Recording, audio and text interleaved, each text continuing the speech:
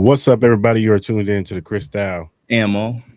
Podcast, episode 219, Big Energy Monday. Hope everybody's having a good day, whatever you're doing. You're at home, you're at work. We appreciate you tapping into the live stream. If you're listening on the playback, we appreciate you too. Leave a comment in the comments section. We got a lot to speak on today.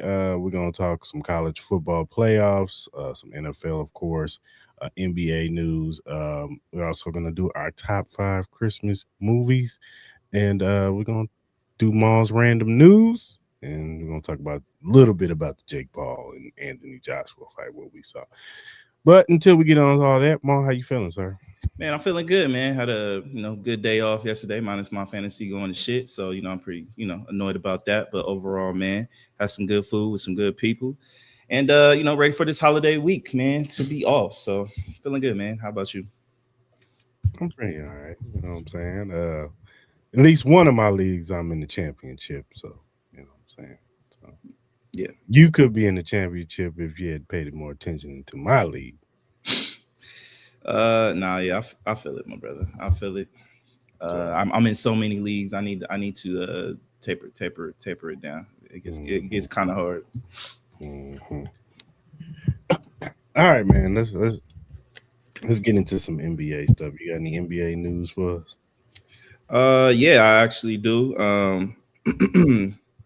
First up, the NBA, they announced earlier this week that they are aiming to launch their new European Basketball League in 2027. I'll read this article real quick. The NBA and FIBA said Monday they will start the process of engaging with teams and owners about joining their planned new league in Europe next month. As been expected, the league will offer both permanent spots and merit-based pathway to qualifying on an annual basis through FIBA's Basketball Champions League or an in-season tournament. That the side said. Every team in FIBA-affiliated European leagues would have the chance to qualify.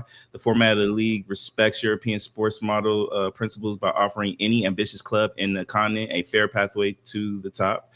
FIBA Secretary General Andreas Zaglis said. I apologize if I butchered that name.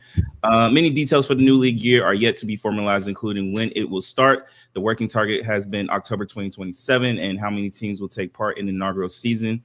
Among the models that the NBA and FIBA have explored is a 16-team league with 12 permanent spots and the other 4 available through qualifying.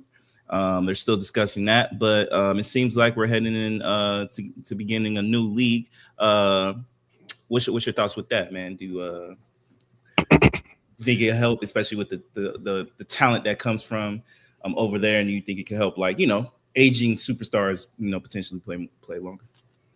I mean, I guess it would help out. I guess you want to scout players over there a little bit more thoroughly. I guess. Have them on a team over there in the Europe, in the European league. Maybe they're not as polished as you would want them to be. So you have them play in that league, and then once they get polished enough, you can bring them up to your NBA team or whatever. But I mean, naturally, most of those European dudes do be polished because they be out there with grown men. Right.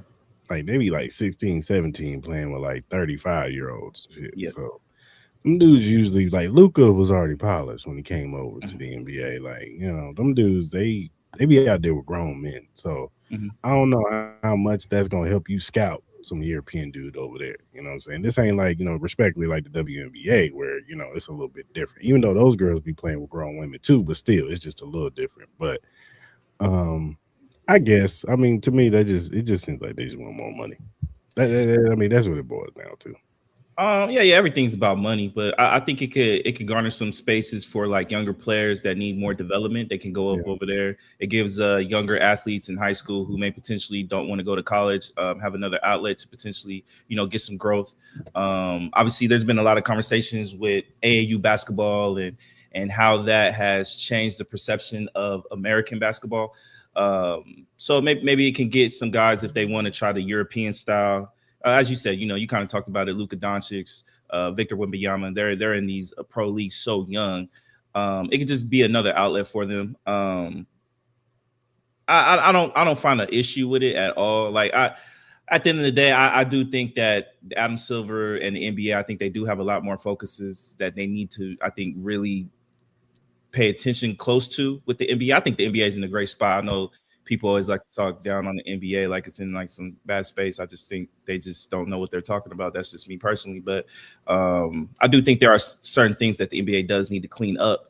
And I just think this league thing was just an opportunity for them to, again, as you said, bring more money. Again, like the NBA needs expansion because there's just so much talent that's just sitting on this bench that's not really getting a true opportunity, that I think you can disperse some of this talent. Like you look at the Oklahoma City Thunder, you look at the San Antonio Spurs, you look at the Houston Rockets. There are a lot of cats that don't get playing time because the league's just so deep and it's just hard to get spots. So I'll be interested in it. You know what I mean? Maybe they can bring some of the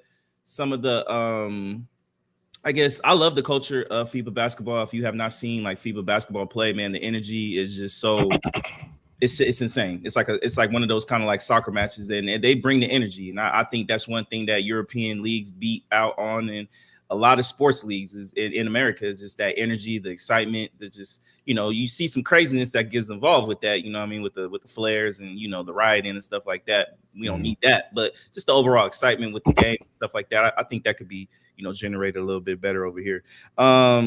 Next up, we're gonna get a little WNBA news. The WNBA and its WNPA, they announced on last Thursday that its members have voted overwhelmingly to authorize calling a strike when necessary during the ongoing negotiations between the Players Association and the WNBA on a new collective bargaining agreement. Voting on the authorization took place last week, and the results were received last Thursday. The players have spoken. The WNBPA said in a statement, through the decisive vote with historic participation, our membership has authorized the WNBPA's executive committee to call a strike when necessary. The players' decision is unavoidable response to the state of the negotiations in the WNBA and its teams. Time and again, the players thoughtfully and reasonably approached has been met by the WNBA and its teams with resistance to change and a recommitment to the draconian provisions that have unfairly restricted players for nearly 3 decades. The players' vote is neither a call for an immediate strike nor an intention to pursue one. Rather, it's an emphatic affirmation of the players' confidence in their leadership and their unwavering solidarity against ongoing efforts to divide, conquer, and undervalue them. According to the source, the WNBA's latest proposal includes an uncapped revenue sharing model that would raise maximum salaries above $1.3 million, up from $249,000 in 2025, and growing to nearly $2 million over the life of the deal. Average salaries to above $530,000, up from $120,000 in 2025, and growing to more than $770,000 over the life of the deal. And minimum salaries to in excess of over $250,000 in a year one alone, up from $66,000 in 2025. What are your thoughts with them announcing that they greenlit a strike and some of their demands, and do you think we will get a resolution before the WNBA season? No, I do not. I think a strike is happening.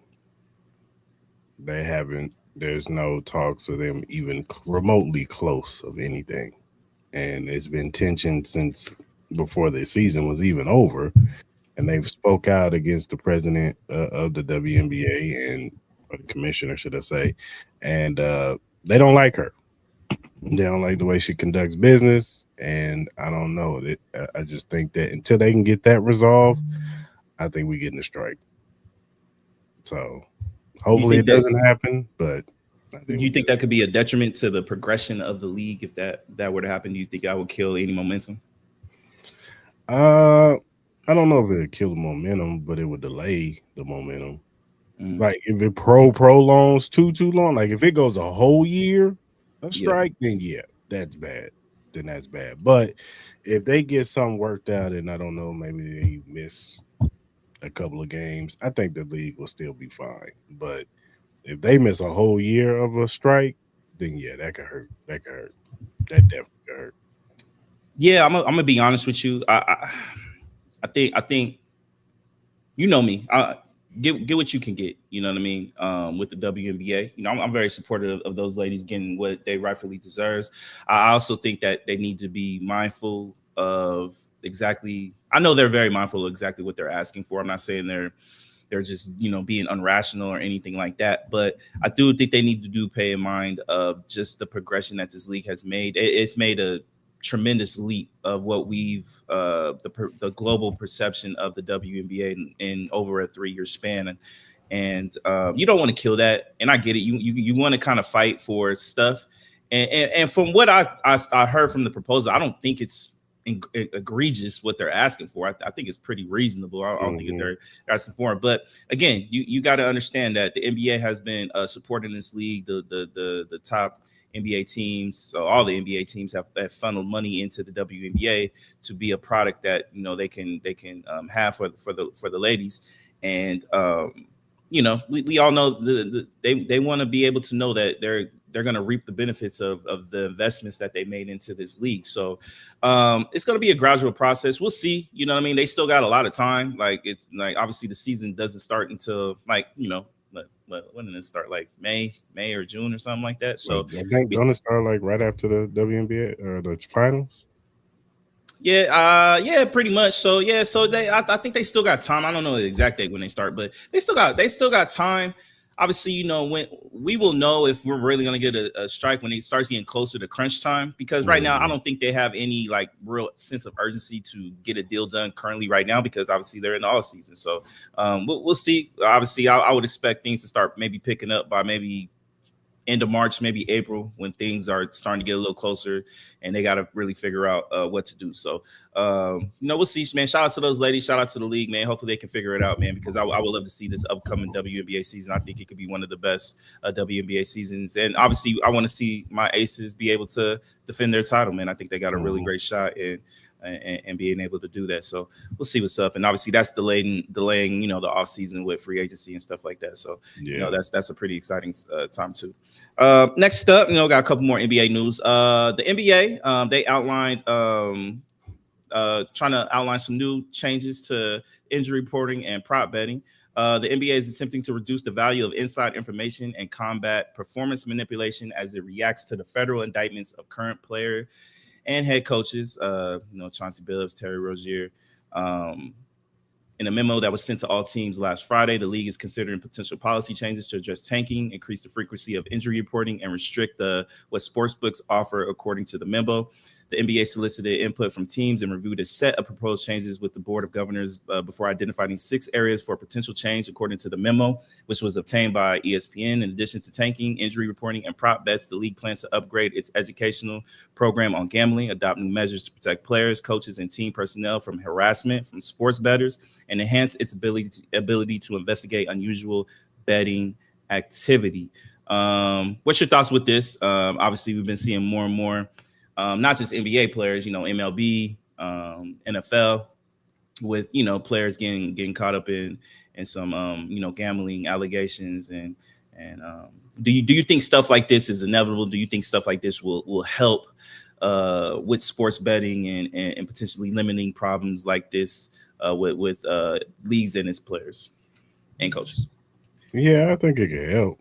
It could definitely help. They got to figure out something, because they can't allow this thing to start to, because people already have conspiracy theories about sports being rigged, and this team, with the referees, and what I'm saying, players tanking, doing certain stuff. Oh, he sold, what I'm saying. Oh, he fumbled on purpose, or he missed that shot on purpose. You know what I'm saying? So yeah, you want to debunk that as much as you can for your leagues, and not wanting, because you could lose fanfare.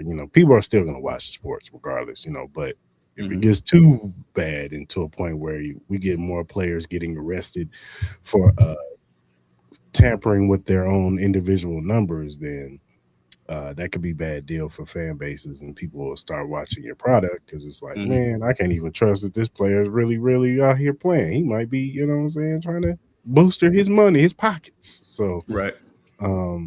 They got to do something. So if this is a step they got to take, then, I'm all for it, Yeah, I'm sure gambling sites are not a fan of maybe limiting prop bets, because I think that's like one of the number one things I think people love to bet on.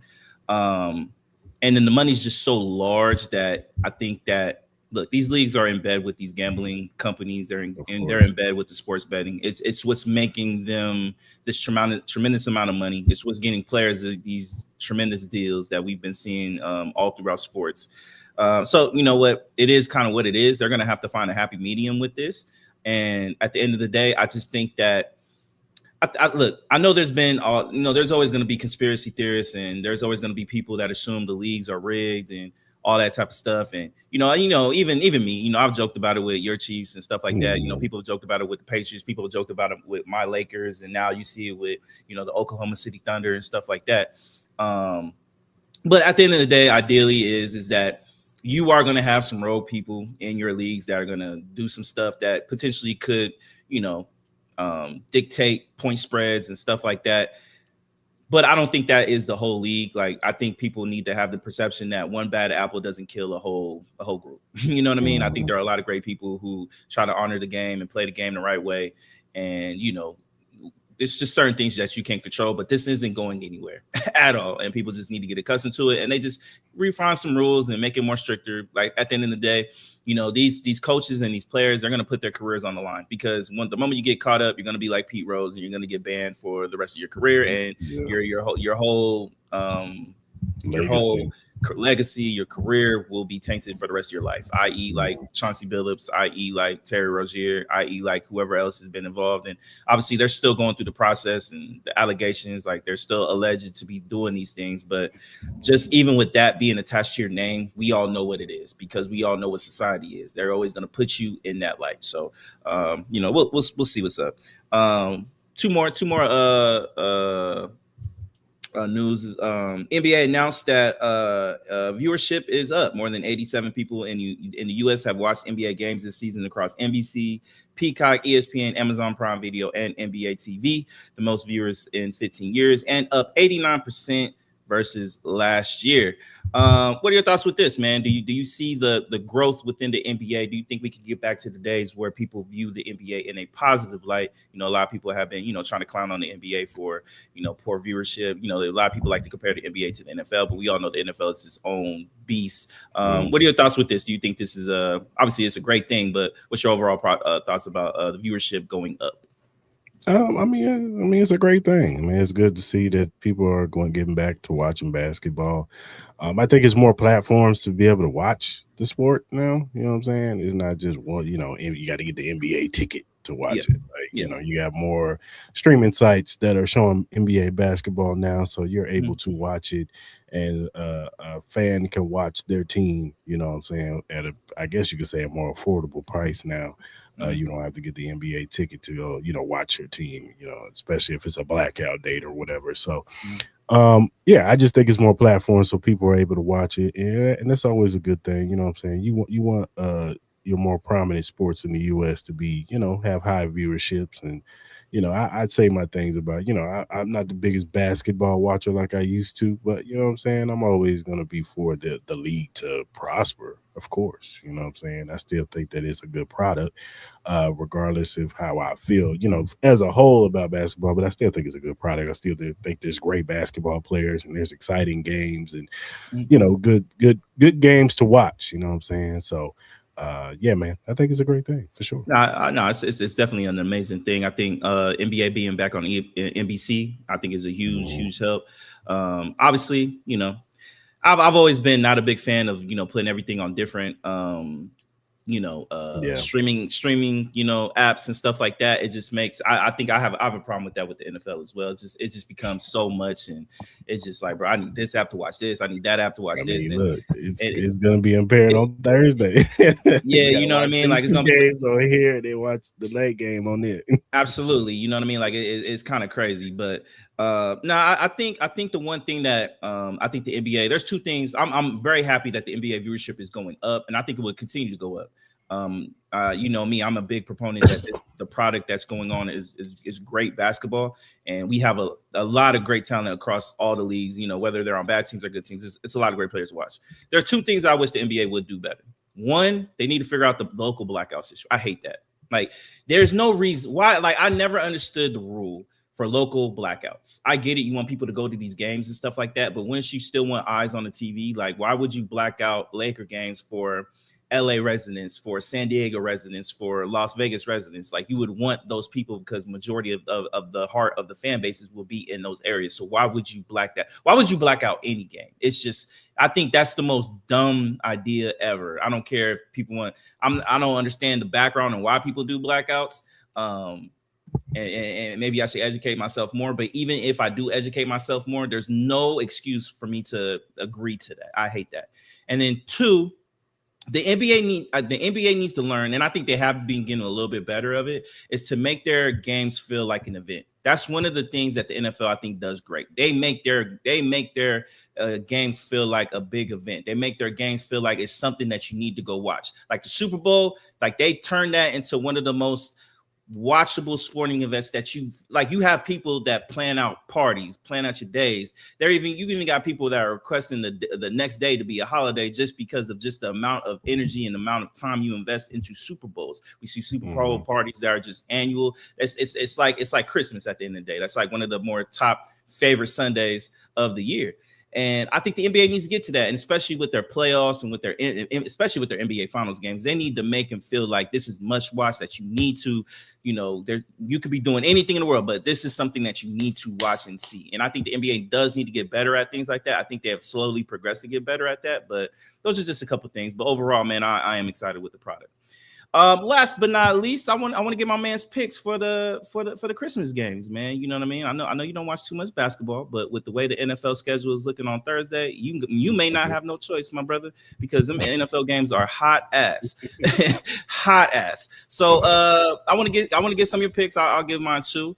We'll start with the first game at 9 a.m. We got the Cleveland Cavaliers going up against the New York Knicks. Obviously, Cleveland has been struggling as of late. Knicks coming off winning the in-season cup, looking really good. Who do you got winning that game? I got the Knicks. I just think they got too much momentum going right now. They're looking really good. They're looking like the best team in the East right now. So I'm gonna go with the Knicks. I agree with you. I got the Knicks winning. Jalen Brunson looking like an MVP candidate. He's been balling. Karl Anthony Towns been balling. OG been balling really good too, man. That whole squad has been really good. Shout out to Jordan Clarkson. He's been hooping off the bench. Next up, we get the great. This is probably the matchup of the day. We get the San Antonio Spurs and the Oklahoma City Thunder. This is a young rival that looks like we're going to be have for a long time. Victor Wembanyama. Obviously, the Spurs beat the OKC Thunder in the semifinals of the in-season cup. Got a little heated. Who do you got winning this game? I'm gonna go OKC. I still think they're the best team in the West. I do think that they gonna feel some type of way losing that semifinals, and I think they're gonna take that into this Christmas game. And I think Shea's gonna go off, and I think it's gonna be a good game. But I got OKC winning. Yeah, I got OKC winning. They want that get back, and then obviously Victor Wembanyama and Chet, they don't like each other, so that should be an interesting matchup as well. Next up, we got the Dallas Mavericks versus the Golden State Warriors. Mavericks have been playing pretty good as of late. Golden State Warriors, not so much. They've been kind of struggling. Draymond Green still acting crazy again, throwing out of games, but Steph is playing at a high level. Steph is playing at a very high level. He just needs more help around him, and I think we're getting close to a Jimmy Butler. I think we're getting close to another Jimmy Butler being mad at his whole team and don't want to be there. So, who do you got winning this game? This is tough. Where are they playing at? They're playing in Golden State. Give me Golden State. We'll get a great Steph Curry game. He goes like 35, 40 points. Goes off. But give me Golden State. I'm going with the Mavs. I just think Golden State, they got no perimeter defense. I think you see Steph. I'm not saying he's slowing down, but at the same time, he's exerting a lot of energy early in the season, and I don't like that, and especially him coming off injury. So I'm gonna go with the Dallas Mavericks.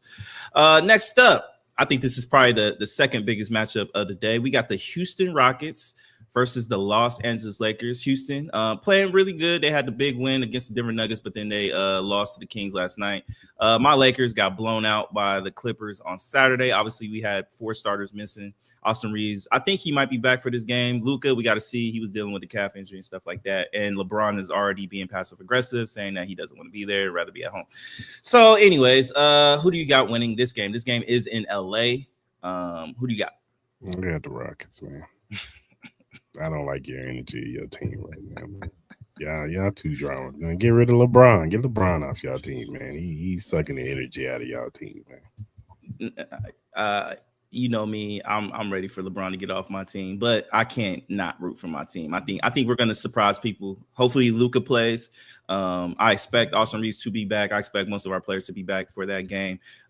Maybe minus Rui. I think Rui's gonna be out for the week, but I think we surprised. I think we win that game. Especially seeing the Rockets getting blitzed by the Kings. Shout out to Russell Westbrook and Dennis Schroeder. And then last but not least, I think this game could be really good as well. Minnesota against the Denver Nuggets. Minnesota has been playing really, really well. Really well. They beat the OKC Thunder a couple nights ago. Obviously, we know Denver, Nikola Jokic, one of the best players in the league. They've been hooping as well, obviously coming off the bad loss against the Rockets, but we all know they're still an elite team. Who do you got winning the nightcap? Timberwolves or Denver? This is in Denver. I'll take the Wolves. I'm gonna go with Ant going off on Christmas Day. I agree with you, my brother. I totally agree with you. I like Ant. I think Ant is hooping right now. I think the Timberwolves are hooping right now. I'm gonna go with them. I think we're gonna get a great slate on Thursday. I think a lot of people, them NFL games are ass. I'm sorry, they're terrible. They're terrible. They just got the NFL. The NFL got a bad bounce on that game. Like they weren't anticipating all them injuries but they were bad last year, and the motherfuckers are healthy. So I think they're trying too hard to take over. You know what I'm saying? If Jaden Daniels and them was healthy and they was playing like we thought they was gonna play, I think it mean more. The Chiefs was healthy and they were playing better. It would just be like, all right, Denver Chiefs, it's for the AFC West. All right, cool. But now it's just like we about to get Chris Olendokin. And look, I'm letting you know. Look, I know where you put and I think it's insane because I think y'all setting us up for the last game of the year to fuck our number one. Yeah, go on, beat us, baby. I think at that point, you need to put Pete Carroll as our starting quarterback. At that point, you don't need to win that game. But we'll talk about that more. But look, I get it. You put these schedules out. You assume that these players you're gonna hope that these players will stay healthy and stuff like that. But look, man, I just think the NFL is trying so hard to take over the Christmas for the NBA. I think they just need to I'm not saying let it go. Like I think having the NFL on Christmas is cool.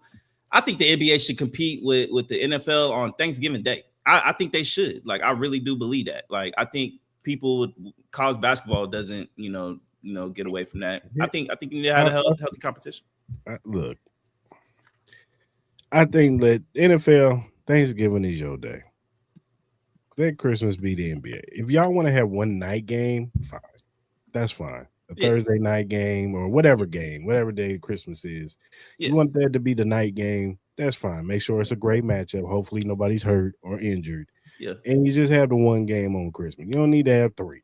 You know what I'm saying? Because you run into this problem right here. Like, just have the one game and just let it be what it be. But that NBA have Christmas. Y'all got Thanksgiving. That we all know. NFL, Thanksgiving, they're synonymous. You know what I'm saying? That's what it is. NBA, Christmas, that's synonymous. If y'all want to have one game, that's fine. Let it be the 5:20 game and whatever. You know what I'm saying? In the daytime, we got all the NBA we can watch during Christmas with our families. And that night, if we choose to watch that night game, NBA, NFL, hell, you got multiple TVs. You can put the NBA up and the NFL game up. Whatever game is more exciting, you put the sound on. Whatever. But still, I'm just saying.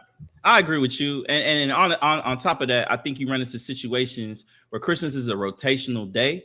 Mm-hmm. It's like we all know Thanksgiving is on a Thursday. We all know that shit will never change. It doesn't matter what the day. Christmas is rotational. So then you run into situations like last year where you got teams playing 3 games in 10 days, which is just look, we all get it. The NFL is a way more physical sport than the NBA. The NBA can adapt to the schedule. They can more so than the NFL. So I just think, look, if there's a Thursday Christmas, have a Christmas Day game. That's cool because it's on a Thursday. It matches your schedule.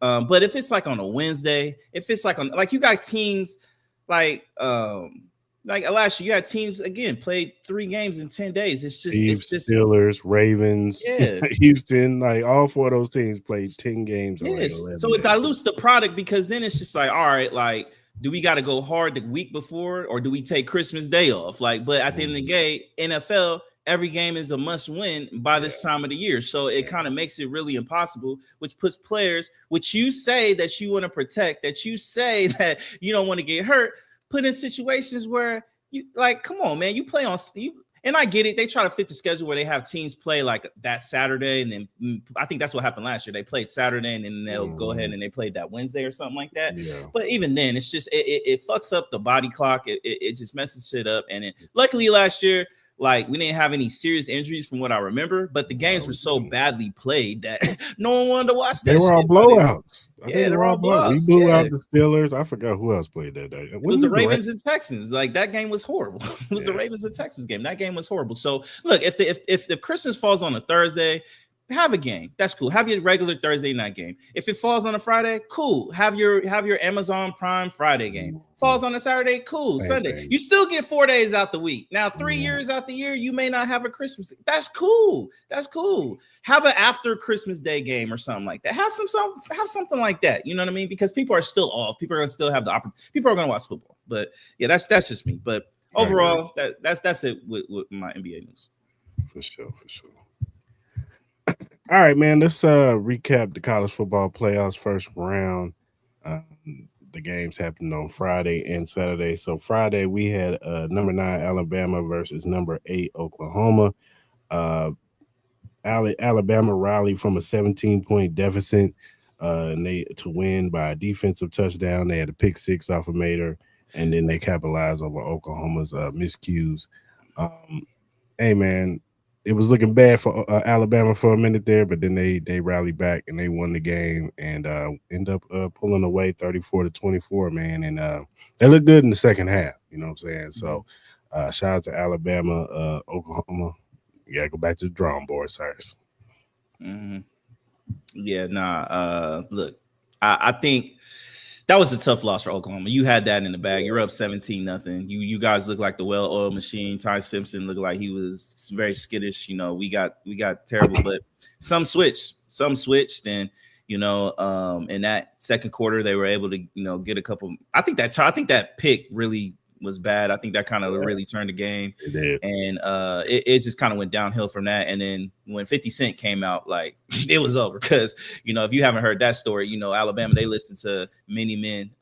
They say they listen to Many Men every week. So it looked like they were more hyped when 50 Cent came out. And after that, it was just kind of over. I know Oklahoma kind of cut the lead down. But at the end of the day, even when they did that, I was like, I don't know. You guys, they couldn't stop Bama. They couldn't stop Bama. Bama was clicking. So it makes it for an interesting game. Obviously, we're going to talk about the games, next week. Going into the New Year's Eve games. But hey, man, Alabama, Indiana better be ready because I think you're going to get the best of Alabama going into that game. But shout out to Bama, man. They looked really good, especially from the second quarter on. They looked amazing. They looked like the team that we saw earlier in the season that had the big win against Georgia. Yeah, for sure. Number 10 Miami beat number 7 Texas A&M 10-3. This was a defensive grind up into the fourth quarter. No team could really get nothing going. Even when they was in the end zone, they couldn't get nothing going. Kickers were missing field goals. It was all bad. It was bad. It was bad. It was terrible. It was terrible football play. It was bad on both ends. But it looked like for a minute there, well, Miami got the lead, but it was looking like Texas A&M was getting a little momentum in that fourth quarter, going into overtime maybe. But in the red zone, Marcel Reed throws a pick and pretty much seals it for Texas A&M. Yeah. Reed hasn't looked too good down the stretch these past few games. Like ever since the Texas game, he hasn't looked the same. He hasn't looked the same since those games. So this is kind of on par. And then even Texas A&M as a whole, like they've been a lot of games where it was just kind of like they were just kind of like going through the motions, sleepwalking. Then they get punched in the mouth, and it was just like they just had the talent to just come back and win the game until the Texas game when they just finally they couldn't overcome that because it's talent on the other end of the Texas team. So and the same thing with Miami. I know we talk our trash about Miami, but Miami got talent. You know what I'm saying? That Fletcher kid is a beast. Ruben Bain is a baller. Like that dude's gonna be a top 10, maybe top 5 pick coming out next year. Like So yeah. Well, look, to cut you off real quick, I don't think we talk shit about Miami. I just think we talk shit about Carson Beck. I just think it's Carson Beck. We know that.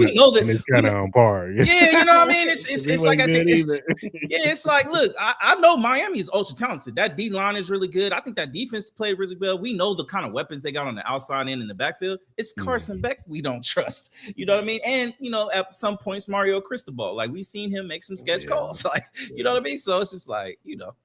Yeah, but hey, shout out to Miami. They made the plays when they need to make. Good, boy. You got, woo, you got a world oil machine coming up. Boy. Yeah, and they pissed off too because they just lost. Yeah, they just lost. So for real. Like, I think, I think Miami defensively, I think they could probably hang. Yeah. I'm still not convinced. Like, I like some of the stuff I've seen from Sam, but we got to see. He's a young guy going into a playoff game. You know what I mean? With the risks and stakes at everything. Like, look, I know they lost to Indiana, but they knew for a fact they were going to make the playoff. I get it. You're playing to win the Big Ten championship, but we all know the ultimate goal. We all know the ultimate goal for this Ohio State team. They've won a lot of Big Ten championships, but the ultimate goal is to win the national championship. So we'll see. Obviously, this could be another defensive battle. I'm gonna be very curious to see how they play against Jeremiah Smith and those guys on the outside. But overall, man, I agree with you. I just think with Texas A&M, you created so many bad habits throughout the year. It just finally caught up to you, and you weren't able to get out of it. And I even said it, man. I just thought that 9 a.m. start was just weird. Like, this game should have been the nightcap, especially, you know, those other two games were pretty much went with what we thought, and we all know the conversations that are happening today with that. But look, man, at the end of the day, do I think this game is different if they played a night game? I think possibly. I think it could be different because I think the energy might have been a little bit more active. You got more drunk Texas A&M fans that would have had more time to wake up. You know that, and I get it. It's 9 a.m. for us West Coast, but it's 11 a.m. for them. But it's still weird. Like, that Texas A&M game, Miami game should have been the nightcap, but that's not an excuse. They should have been ready for it. And shout out to Miami, man. They looked really good. Carson Beck didn't look good, so we'll see how he got to perform way better against Ohio State. If he does not perform better, if this offense does not they got to at least put 24, 28 points on the board, I think, for them to have a legit shot. And if they can't do that, it's going to be a long day for Miami. So, and shout out to Michael Irvin, man. You look like you know, lowered the dose on the cocaine a little bit, but you still were going crazy. Yeah, maybe not. I don't know. I think one time in the video he was on all fours. I'm like, get up. Get up, dog. Tight ass pants, dog. Get up, bro. Shout out to Mike, man. Shout out to Mike, though. Oh man, Michael Irvin he's a national. I would love to meet that man one day, man. His energy is probably just so like infectious. You probably just infectious to that shit, bro. For real. Shout out to Mike, though. Yeah. Number 6, Ole Miss dominates number 11 Tulane 41-10. It was looking a little, you know, Tulane was moving the ball a little bit in the beginning, you know what I'm saying? But it was just turnovers and just not capitalizing on certain situations. And then once the levee broke, it was just it was just over. It was just over. Dog. Sean Bliss was looking really good, man. That what's that kid name? I think his name Lacey, the running back. Lacey was doing this thing. Like it was just too much at the end of the day, man. You look up and it's like, damn. Oh, damn, 30 something. Oh man. All right. All right. So yeah, man. It's not making good case for a small team. This time. Nah, it didn't make a great case. But at the end of the day, it's kind of result that we saw. I think this game was kind of iffy just to see how they responded from Lane Kiffin. But you could tell they're probably going to be motivated. And then obviously the rumors of Chambliss maybe not playing, I think kind of played into, you know, maybe Tulane. Like, look, I'm going to say this. Earlier in the game, Tulane looked like they were holding its own. You know what I mean? The offense was moving. They just couldn't, you know, they had a bad turnover and then they just couldn't punch it in. But that defense was actually holding up. I know they went down pretty early, but that defensive line was getting some stops. They were getting some penetration. You know, they were holding them to 17 points for a while. I just think that defense just got tired because their offense just couldn't capitalize. And there were a lot of 3-and-outs, quick 3-and-outs. You know, they were moving the ball, but you know, it's just like you look up. Next thing you know, Ole Miss's offense is right back on the field. And you know, when that happens, man, I'm not really sure how many defensive plays they were on the field. I'm sure it was pretty high. And look, man, at the end of the day, that coach is going to be our new coach. I think he's bringing the OC and the defensive coordinator. I think it's gonna be good things. Obviously, they're gonna have way better talent over at Florida next to Tulane. But shout out to Ole Miss, man. They looked really good. I'm excited to see that matchup with Georgia. That's gonna be a big time matchup New Year's Day. But I don't think Tulane has anything to hold his head down for. I think they showed out, especially in that first half, and I think it's just understandable that sooner or later, man, just the loaded talent that they have at Ole Miss and the players that they have throwing at you, eventually, the levee was going to break. And I thought they, minus the score, I thought they put up a respectable fight. I know people won't say that based on the score, but me personally, looking at that game early, I think they did. I think they fought their asses off. And shout out to Tulane, man. But yeah, I agree with Chris. Look, man, those days of those smaller teams getting into the college football playoff are done, man. This is the last year, unless if you're just like you create. The only way anything like this can happen, like a Tulane, is they're gonna have to create one of the toughest schedules in football. And if they go 11-1, then yeah, you will get an opportunity to do that. But that's the only way. But then again, will these big time colleges do that? I doubt it. But who knows, man? At this point, you know what I mean. We're losing a lot of recipes right now. Yeah, we are. Number 5, Oregon is beat number 12, James Madison, 51-34. Yeah. This is another game where it got ugly fast. That 34 points was more so in kind of garbage time. That's when Oregon kind of let their foot off the gas. But man, more 2 running backs, Keon Sadiq, like it was just too much. That defense was just too much, man. It was just yeah. Like I said, they just make it a hard case for small teams to get in the playoffs. Nah, for real. Shout out to James Madison. Great effort, but you got your one opportunity to be in the playoff respectfully. Nothing against them. I don't think people should be mad at them. They earn their right to get in these games. Yeah. Speaking on Oregon, though, look, I'm gonna say this: Oregon's defense is gonna have to play way better going into that Texas Tech game. They're gonna have to play way better. If they don't play better, and Dante Moore, he has to limit on the turnovers a little bit, because this Texas Tech defense is coming. Yeah. Respectfully, pause, but they're on their way. They better be ready. I think that game is going to be really good, with the potential. Obviously, Dante Moore, he's in discussion of potentially being one of the top quarterbacks to come out this year. We'll see if he even does that. But I'm sure. Back. I think me personally, he's going back, but we'll see. If he has an amazing run going into these playoffs and they win a national championship, his stock will be, honestly, he'll probably be looked at as the number 1 overall pick. Why wouldn't you come out? Because you can't get higher than number 1. That's the top value. And I know there's a lot of Raider fans who are itching to see him. It's kind of interesting to see the split between Mendoza and Moore people on the Raider side. It's pretty much split 50-50 on who Raider fans want. But we'll see. We'll see what happens. But shout out to Oregon, man. But yeah, they're gonna have to play. That defense is gonna have to play better against Texas Tech. Yeah, for sure.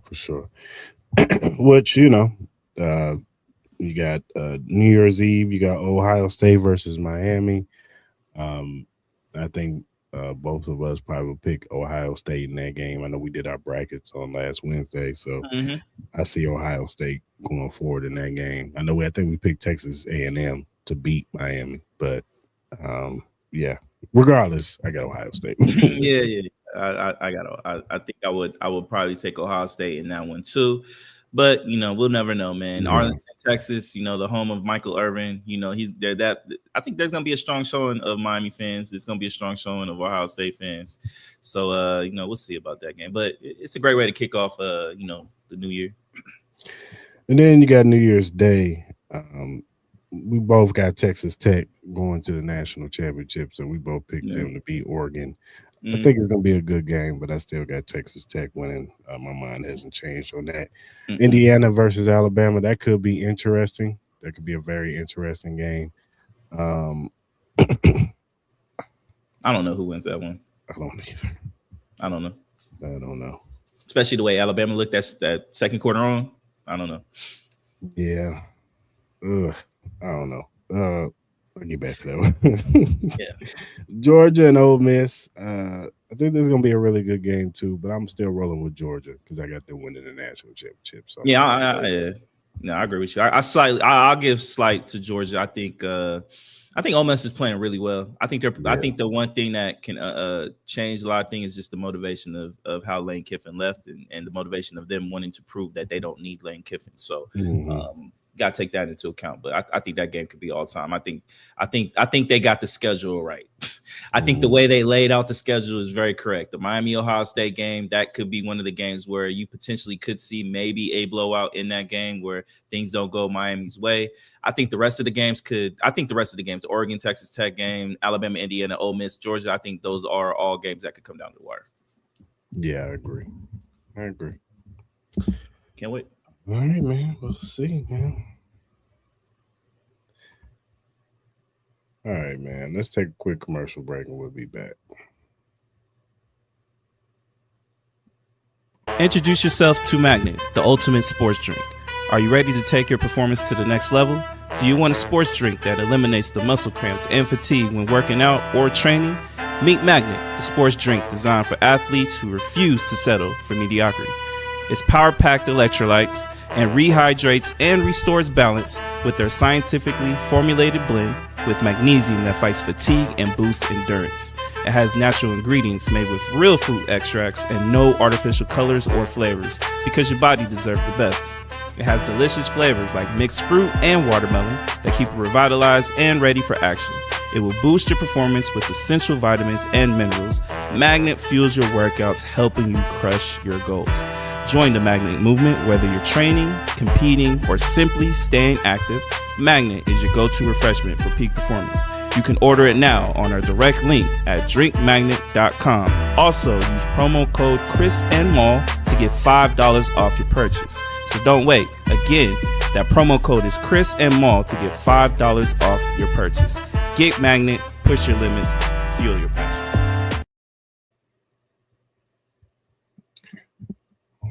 Well. All right, man. Let's talk about this Jake Paul, Anthony Joshua fight.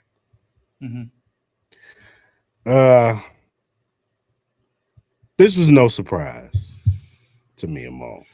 We have been telling people for years that this fool, if he got in the ring with a real boxer, that he would get exposed. Even with Tank. I know we had our issues with Tank because of size difference, but I think that the results would have been the same. You know, he probably would have uppercutted his ass in the 6th round or whatever. But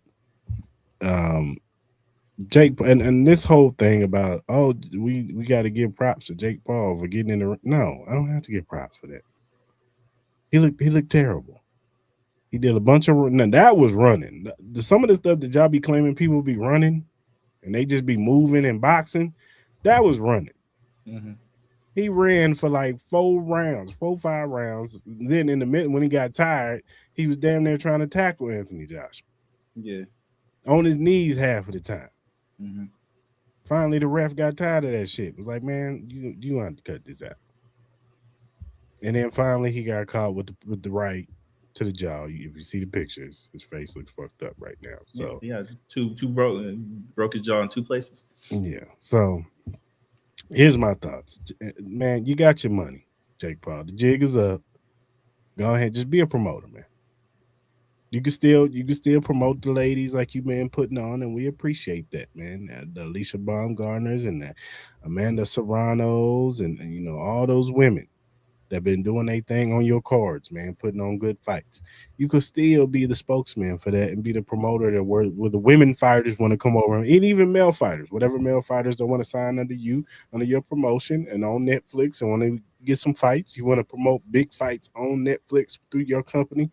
That's fine, player, but just move out the way. You got your money. You know what I'm saying? We don't want to see you fight no more.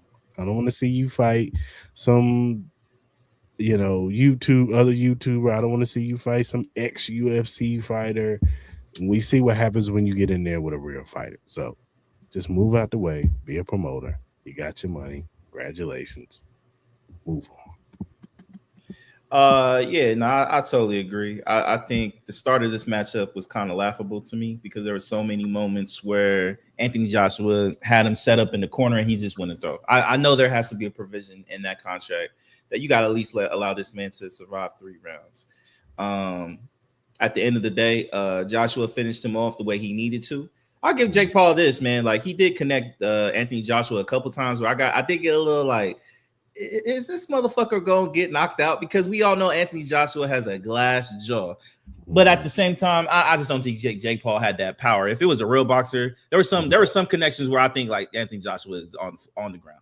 But I think at the end of the day, like, I agree with you, Jake Paul. You got your money. I'll say the same thing with Anthony Joshua. You got your money. So get back to the real thing. Get back to, obviously, I think it's a setup for Tyson Fury. I think they even showed up to his post fight press conference. So we all see where that's going. If they can have that fight on Netflix, I think that would be kind of dope. Hopefully that might be an agreement that they did. Maybe that was an agreement for Anthony Joshua. Like, if you give this fight, we'll give you a big payday for the Netflix if you can get the Tyson Fury fight to happen and have it on. I think that would be huge for boxing. I think that would be huge for both of those fighters. That's I think I also give Jake Paul this. I think Jake Paul has opened a thing for Netflix to be the main shower of big boxing fights. We saw it with Terrence Crawford and Canelo, the type of numbers that they did. Obviously, Jake Paul did it before the Canelo fight. So I think Netflix could be the prominent space for big time boxing fights. I think they could be the ones to take over like the Zone and all that stuff like that.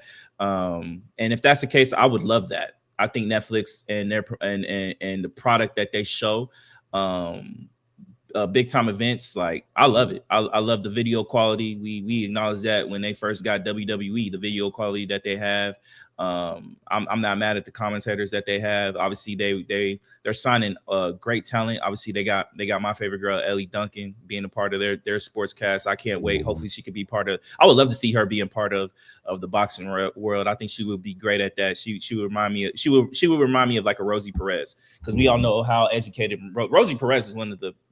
She's very knowledgeable about boxing. I love hearing her talk about boxing. I think with the craft with Ellie Duncan, I think she could fit that mold too. You know what I mean? So I would love to get involved with stuff like that. But I say I'm not gonna really totally poo-poo on Jake Paul. I know a lot of people like to do that, and I'll be the same way. I think overall, I think him as a boxer is laughable. But at the end of the day, he's put on a lot of great young athletes, as far as like promoting the women, having Alicia Baumgartner on that. I think there's discussion about Alicia that we need to have in the future. And stay away from Dubois. Yeah, I think Alicia is showing some chink in her armor. I'm gonna be honest with you. I think she really is. But I see you, Anthony Joshua. Yeah, I see. Well, Anthony Joshua definitely probably piled her down a little bit, because there was a lot of females Googling over Anthony Joshua. And I think Anthony Joshua's I think low key he might have become a new superstar for boxing. Obviously, he's been around for a long, long time, but I think he's become a more recognizable face because the ladies love him. You know what I mean? So a lot of ladies became big fans of boxing. Yeah, because I saw it on my timeline. Where he been? Yeah. No, that's what I'm saying. Like Twitter, TikTok, like the women are in. So Anthony Joshua, congratulations. You're like the new Aaron Pierre of boxing. So I think that would be great for him. I think that will open up his career, and I think that the next Anthony Joshua fight could produce big numbers. So I think that's why I think Netflix. I low-key think they could potentially get that Tyson Fury Anthony Joshua fight. So we have to see. But overall, man, congratulations to both of those guys. They hit the bank. They hit the bank, and Tank, you fucked up. You fucked up. You fucked up. That could have been you. That could have been you, and you could have been the new star. Not saying the ladies would love you, but then again, at the same time, might have been a blessing in disguise, because in all of his past transgressions, and would have came up, they would have came up even more. So, and then they would have found out how truly of an asshole you were. So, I think the universe did it right. I think Anthony Joshua was the better face to promote for this fight. And shout out to both of those guys. Shout out to everybody that was on the card, man. I watched it. It was minus the first couple rounds when Anthony Joshua started beating his ass. It got entertaining a little bit. So it got a little entertaining. So shout out to them. Yeah, him and Fair will definitely be in the UK, probably in Wembley. Yeah. Put that on Netflix, man. I think it'll be great. Yeah, because the Wembley crowds are actually really great. UK crowds, they're always European crowds are probably one of the best fan base in all sports. Like I've seen the basketball, soccer, boxing fights, MMA fights, man. They're even WWE events, man. We see the atmosphere that they have over in Europe, man. They're some of the best fans. I honestly don't even think it competes. Yeah, most It doesn't definitely. compete the amount of energy that they have for their sporting events. So All right, man. I hit you up before the pod and asked mhm. you, since this spirit of Christmas coming up, Yeah, give me your top 5 Christmas movies. Hold on, let me see. Let me make sure this is the right music. and don't put on fucking some sexy red, man. Make sure you put on some Christmas music. No Donny Hathaway, no Donny Hathaway. Oh, you can't copyright my bad. We're getting trap music, Christmas music. There we go. There we go. I'll start first. I got a couple honorable mentions. Die Hard. That's a Christmas movie. I do not care. That is a Christmas movie that gets my honorable mentions. Charlie Brown Christmas. That's an all time great. You know what I Good mean. one. So I have it on my honorable mentions. And Scrooge is definitely up there. I love that movie as well. Mhm. So this is my personal top 5. Doesn't have to be yours, but my top 5. Number 5, Jingle All the Way, where Arnold Schwarzenegger and Sinbad. I love that movie. That was like one of my favorite Christmas movies of all time. I used to watch that all the time. I'm probably gonna watch it sometime this week that I'm off. I love that movie. That movie is funny. It's hilarious. That's one of my all-time great movies. Number 4, I got Elf. Man, Elf is really good. I love that movie.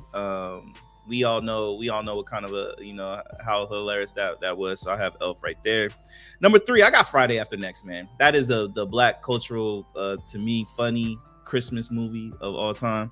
How could you not have that? If Ice Cube, Money Mike, what I mean, Terry Crews in that, what I mean, that might have been out of all the 3 ladies in it. She was up there as being one of the best, but all 3 of them were beautiful. You know what I She mean? ain't From all better. the She movies. ain't better than Nia Long. Nia Long, it's all competition to me, brother. It's all Nia Long. They're all fine. They're all fine. But that movie was funny. Number 2, I got National Lampoon's Christmas Vacation. I love all the National Lampoon movies. The Christmas Vacation, that movie was hilarious. Obviously, my favorite one is when they went to Vegas, but Christmas Vacation was amazing. And then number 1, it has to be Home Alone, dog. It has to be Home Alone, man. I think with Macaulay Culkin, with the robbers and the spider, and then his head getting caught on fire, the hand burning, him stepping on the Christmas ornaments and stuff like that, filthy animal, you know what I mean? Like, it was amazing. Obviously the next door neighbor that he was scared of. Home Alone, man, that's an all-time great movie, man. I know there's been talks about which one was better, Home Alone 1 or Home Alone 2. Some people like New York better than 1, but I just think 1 is the ultimate classic. Even though I love 2. 2 is really good too. I love 2 as well. But yeah, that's my list for my top 5 Xmas movies. For sure. So my honorable mentions, I got 3. I'm putting Friday After Next as one of my honorable mentions. I'm With You as one of the staples in black, saying culture as far as Christmas movies. I love that movie. Mm-hmm. Another one, I mean, I know we get tired of this movie, but hell, it's Christmas time when this movie is playing. Christmas Story. Every time this movie's on, it's on. So I know I was never a big fan of Christmas Story. That was just me. I don't know. I never enjoyed it. I get it though. I understand it. It had its stuff. It had its Yeah, parts. yeah. My other Christmas honorable mention is Christmas Vacation. I'm With You, Chevy Chase. That movie's always going to be a classic. I know my family used to play that movie all the time, and we used to sit and watch it. So it's a great movie.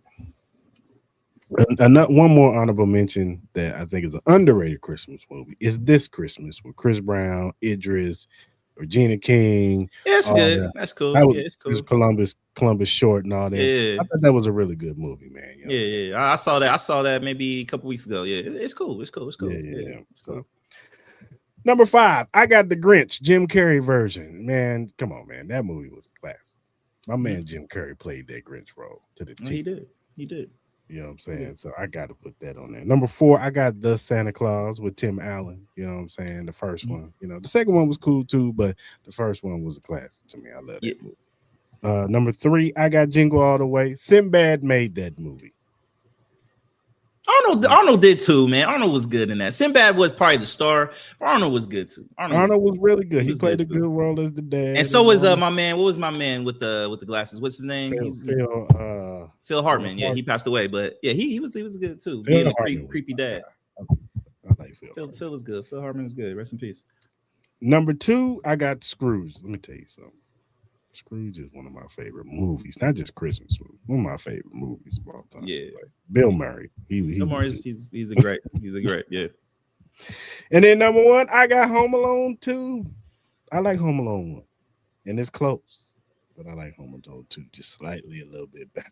You know what I'm saying? I just Nothing like wrong with that. some of the scenes in there, you know what I'm saying? Him being in New York, seeing Yeah. how bad his parents are for leaving him once again.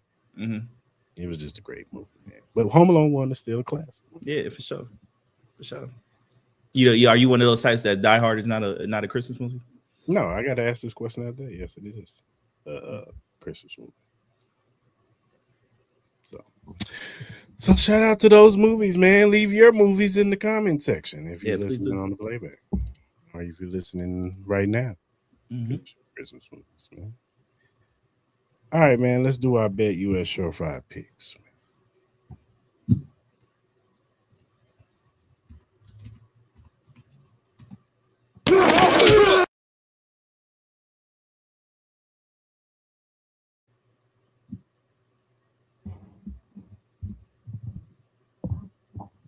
What you got? So for tonight, I'm gonna go the Colts plus 4.5. I don't think they'll win, but I think with that defense, I think they're getting DeForest Buckner back. I think this defense, I think they can keep a game close. I think there's gonna be a lot of Jonathan Taylor. So I could see this being like a close game. But I still think the Niners will win, but we'll see what's up. I need the Niners to win tonight. Yeah, I don't think I'm watching because my fantasy is over. So, and then tonight for basketball, I'm gonna take the Oklahoma City Thunder minus 15.5. I know it's a lot of points, but I'm gonna take that. I'm gonna take the Magic plus 5.5 over the Warriors, and then I'm gonna take the Detroit Pistons minus 6 over the Portland Trailblazers. Yeah, I'm taking the under 46 in the Niners and Indiana game. I think there's going to be a lot of running in this game. Like you said, the defenses on both sides are going to be, going after the quarterback. You got old man Rivers out there throwing the football. So I don't think that, unless he just has a blast from the past, I don't think there's going to be a lot of movement out there. And San Francisco does just enough on the offense. You know what I'm saying? So, yeah. I'm going to take the -9 over the Cleveland over the Hornets. Okay. I'm going to take that. You know what I'm saying? I could be wrong. I know you said they're struggling, but they should still beat the Hornets, though. They should still beat the Hornets. So, I'm taking the 5.5 Orlando over the Warriors. I like that. And I'm taking them. I'm with you. -6 Pistons over the Blazers. You go to any of our social medias, you'll see the link for the BetUS link or website. Go to that, sign up, get 125% sign up bonus plus 10% gamblers insurance. That's 3 risk-free bets on your first 3 deposits on $100 up to $5,000. So on your first 3 deposits, if you bet $100 and you lose, you keep your money. So you can go over there and win some money, or you can keep your money.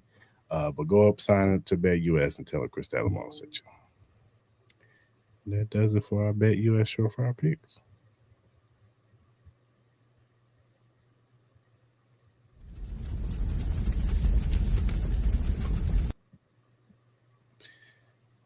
And now it's time for Mal's Random News.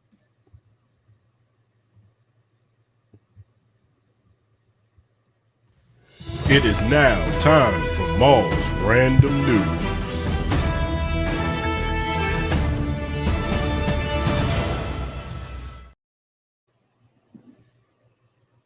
All right, everybody. We know we usually do this on Wednesdays, but that we're not having a show on Wednesday, we're gonna have random news today on Monday. We love hearing Chris's thoughts and opinions about random subjects that we normally don't talk about. So, Cris, sir, is your mind ready? Is your voice ready? Are you ready to give us your opinion, sir? Let's get it. All right, man. Starting up.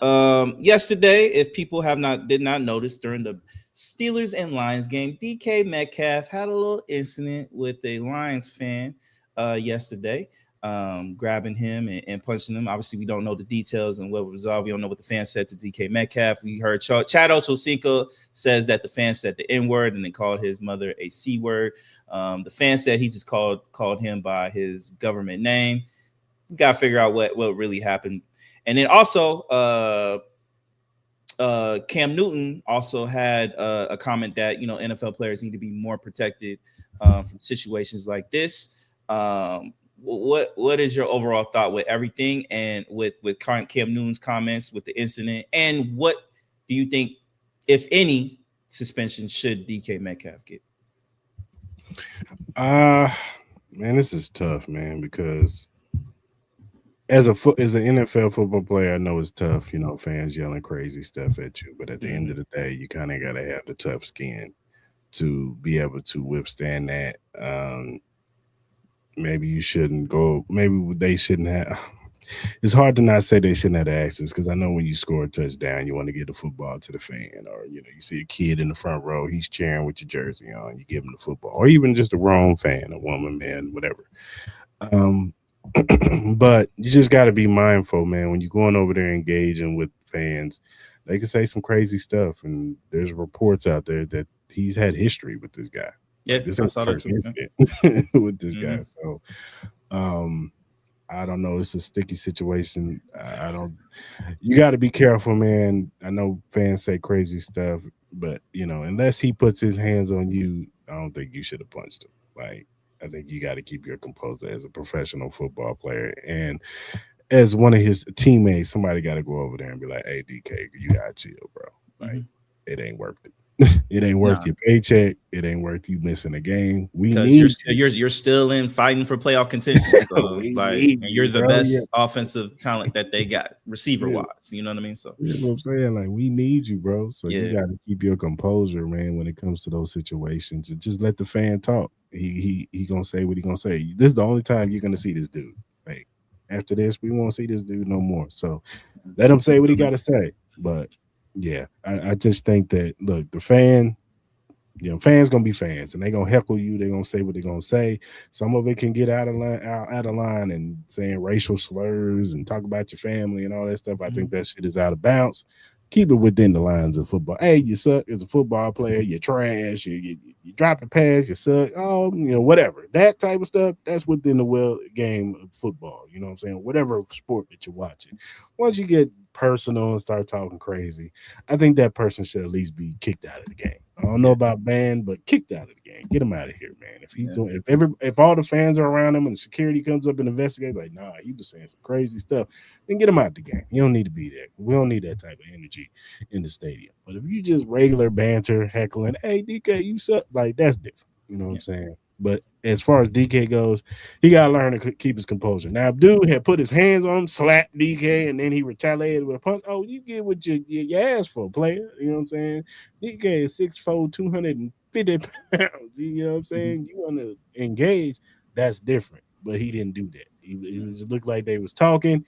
He like had a hold of him, and then he just like threw a little punch at him, and whatever. You know what I'm saying? But for the sake of your pockets, DK, or any player, for the sake of your pocket, because the NFL is waiting to find y'all thousands of dollars. So, and you might, there's a possibility you can miss a game.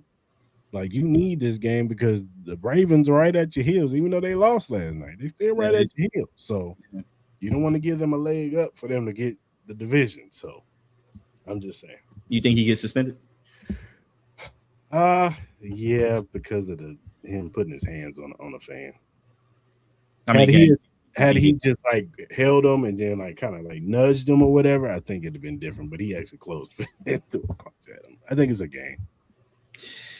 Yeah, I'm gonna be honest with you. Like, I agree. I think look, at the end of the day, fans are gonna say stuff, you know what I mean? And as an athlete, like, I think you should have the understanding that that's gonna be a situation.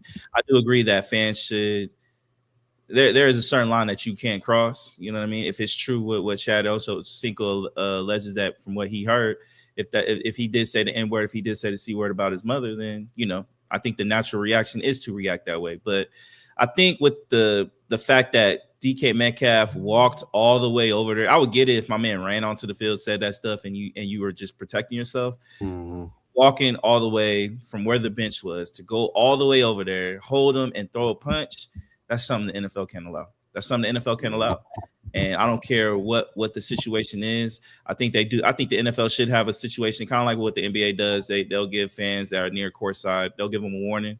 If it gets past that, then they'll get kicked out the arena. You know what I mean? So I think the NFL should go into that manner. And I know it's probably a little bit tougher NFL games with just the amount of people that are around those sidelines and stuff like that. But you know, there's Karens all over the world. I'm sure they would say who it was, and because they're not trying to get kicked out as well. So I just think with the fact of DK walking over there, holding him and throwing the punch, I don't see how he doesn't get at least a game or two. You know what I mean?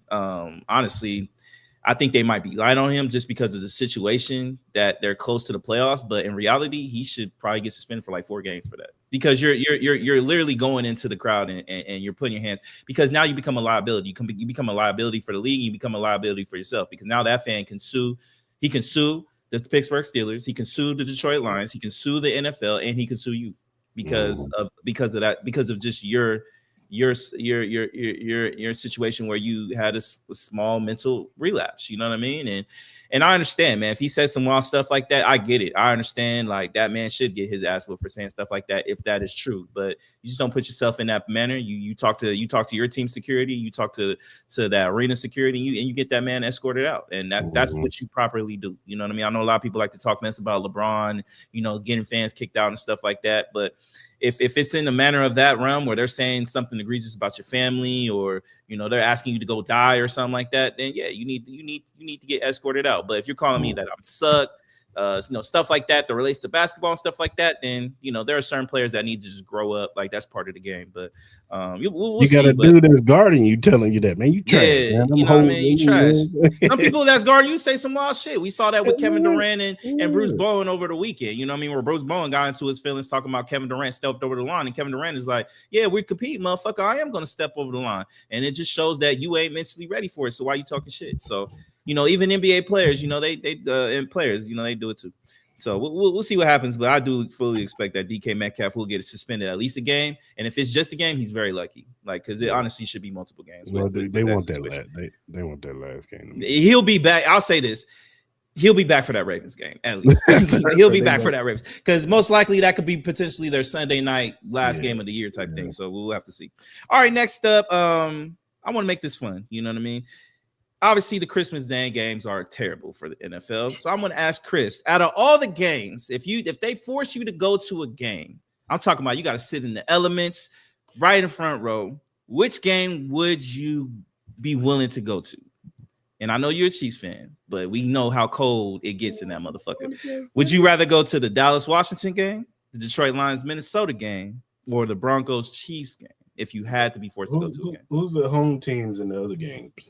Home team is Washington, and home team is Minnesota, and home team is you. I know we don't. I'd probably go to Minnesota. At least they're in the dome. Yeah, true that. It's cold in Minnesota. Don't get it twisted, but at least they in the dome. yeah. And for the most part, their starters are pretty much the healthiest out of, I would say. Yeah. And the game probably gonna be solid. Yeah, it might be. Yeah, it probably be solid. Well, it's Bosmer. Like, who knows what fucking, you know. What happened to JJ? He hurt his hand. I think they broke his hand or something like that. So I don't know. We'll see, man. I think that's another conversation we need to have. You're definitely not getting me to go to Kansas City in cold weather watching Christian Oladokin. Chris Oladokin throw the football. Yeah, nah, that shit was terrible yesterday. It just really showed how bad the Kansas City Chiefs are without Patrick Mahomes. That's all it really showed. And I agree with you. If I had to choose, I'll probably go to that game. All right, next up, Sophia Cunningham. Fans find her the most attractive. Yeah, I don't know. People find her as one of the most attractive females in the WNBA. I don't see that, but that's just me. Okay. She's not my type. But anyway, she said that she sees the WWE as a potential career path for her after her WNBA career. What are your thoughts? You're a wrestling guy. Do you think she could potentially make it in the WWE? You know, doing what? Wrestling? Yeah. Somebody super kick her in her face. Yeah, get in the ring with Natalya and let Natalya twist you up a few times. Would you like to see that? Would you like to see her be involved in WWE? I mean, if she can make that transition, we've seen sports figures make the transition over from different sports to All right. wrestle in, and some of them have been prominent, pretty good, and then some of them been trash. Yeah. A lot of them been trash, really. Yeah. Yeah. If she's like a manager or something, then fine. Yeah, But maybe a as a GM. wrestler, yeah, GM or something, like, but as a wrestler, Is I she can't tall? see it. How tall is she? I Like don't know. 5'10", I think she's like 5'11"? yeah, something like that. Something She like gonna be that. taller than the other female, so Yeah, I don't know. We'll see. She's she's been talking about stuff about the lockout, and she's already talking about post career stuff, which is kind of hilarious. You know what I mean? But we'll she see ain't what happens. that good.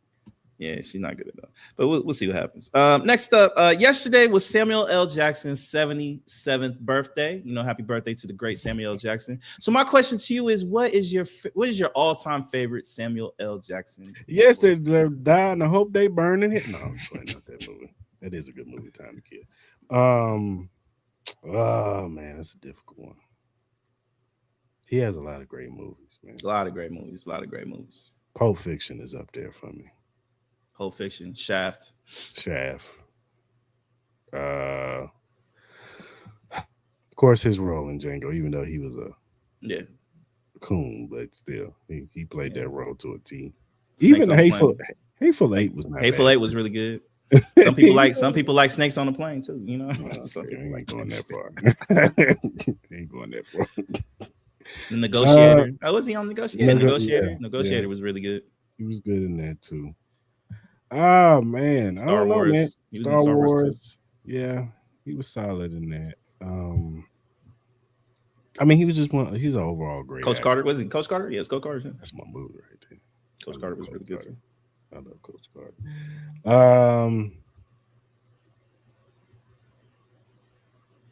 Yeah.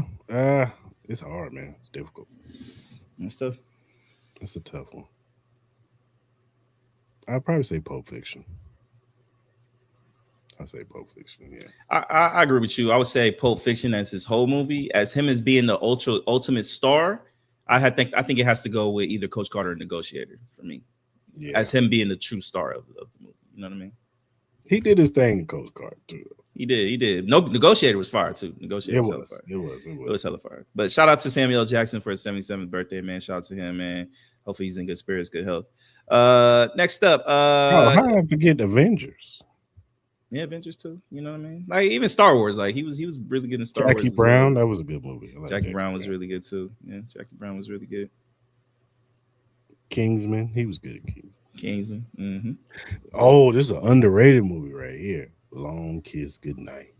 Yeah, that was a good movie. That was a really good movie. Yeah, that was a really good movie as well. Man, he's been in some great ones, man. Shout out to the great. Yeah. All right, next up, South Florida's Byron Brown has officially announced that he is entering the transfer portal. Sorry, man. I was going to ask you, where do you think he should go? And well, the first question is, where do you think he should go? And two, out of all the players that did announce their transfer going ahead in the transfer portal, who do you think is the top prospect out of all the players? As far as just any position or a quarterback? Any position. Man, I gotta look at the thing. Or we could just how about this? We'll just do quarterback since we're talking about Byron Brown. I would probably say Sam Levitt. Mm-hmm. It'd probably be my number one. I know people probably disagree, but I think Sam Levitt will probably be my number one guy. I probably agree with you. Mm-hmm. Number two, because there's a lot of potential. I would say Lagway, potential-wise, would probably be number two. That's what I'm saying. Potentially Lagway, if he gets with the right coach that can unlock what we think we know about Lagway. Like, I just don't think that what's the name was good for him. And him missing spring ball. I always said him missing spring ball with that injury kind of messed him over too. Yeah. He wasn't able to really get ingrained in this offense. So maybe if he gets a whole off season this year, with whatever program he goes to, you'll see the better version of DJ Lagway. I'm trying to think of it. Sorsby's up there for me. Yeah, Bryce Underwood. I like Bryce. I like his potential because I think the kid from Michigan State, if he gets with the right coach, I think he'll be all right. Aiden Childs, I think his name is. Mm-hmm. Like if he gets with Lincoln Riley, I think Lincoln Riley, even though my vet went back, so probably Mm-hmm. not there. But you know what I mean. Like if he goes somewhere else where a coach can get the best out of his quarterback, I think Bruce Bynum might be going to Auburn to follow the coach from South Florida. So I can see that. I can see that. I wouldn't sleep on James Franklin potentially getting one of these guys too. You know what I mean? Yeah, I think he's going to change that Virginia Tech program. I could see even the Bo. I could see him going back to Penn State now that what's your name is gone. Mm-hmm. I could see him going back there. Uh, I'm trying to think. Swearsby, I think he's going to Texas Tech. Yeah, I just think he fits. yeah, I agree. Dylan Rayola, I can see him going to Louisville. That's kind of like the rumor right now that he's probably going to head there. But I also heard DJ Lagway. They're going for one or the other. They're going hard for both. So yeah, so either or, and I think Brian Brown would be good for either or. Yeah. I know they're hyping up this kid from North Texas. I haven't sat and watched North Texas football, so I don't know. I know their offense was really good, but they're hyping up this kid. So he could be like the next Chambliss, I guess, because Chambliss came out of nowhere. You know what I mean? School he went to. They're also hyping up that kid from NC State, CJ Bailey. They're liking him too. He's another kid that possibly could have some. I think the kid from Old Dominion, the quarterback from there. There's a couple wide receivers. Another wide receiver from a couple of wide receivers from Colorado have left. I think Texas. One of the Texas receivers they announced they're hitting the transfer. The running back, CJ Baxter. He's leaving. Yeah. Dylan Edwards. He's leaving again. Yeah, our tight end, our running back are in the transfer portal for Florida. So then I know the running back from Florida. Yeah, he's in the portal. Somebody else.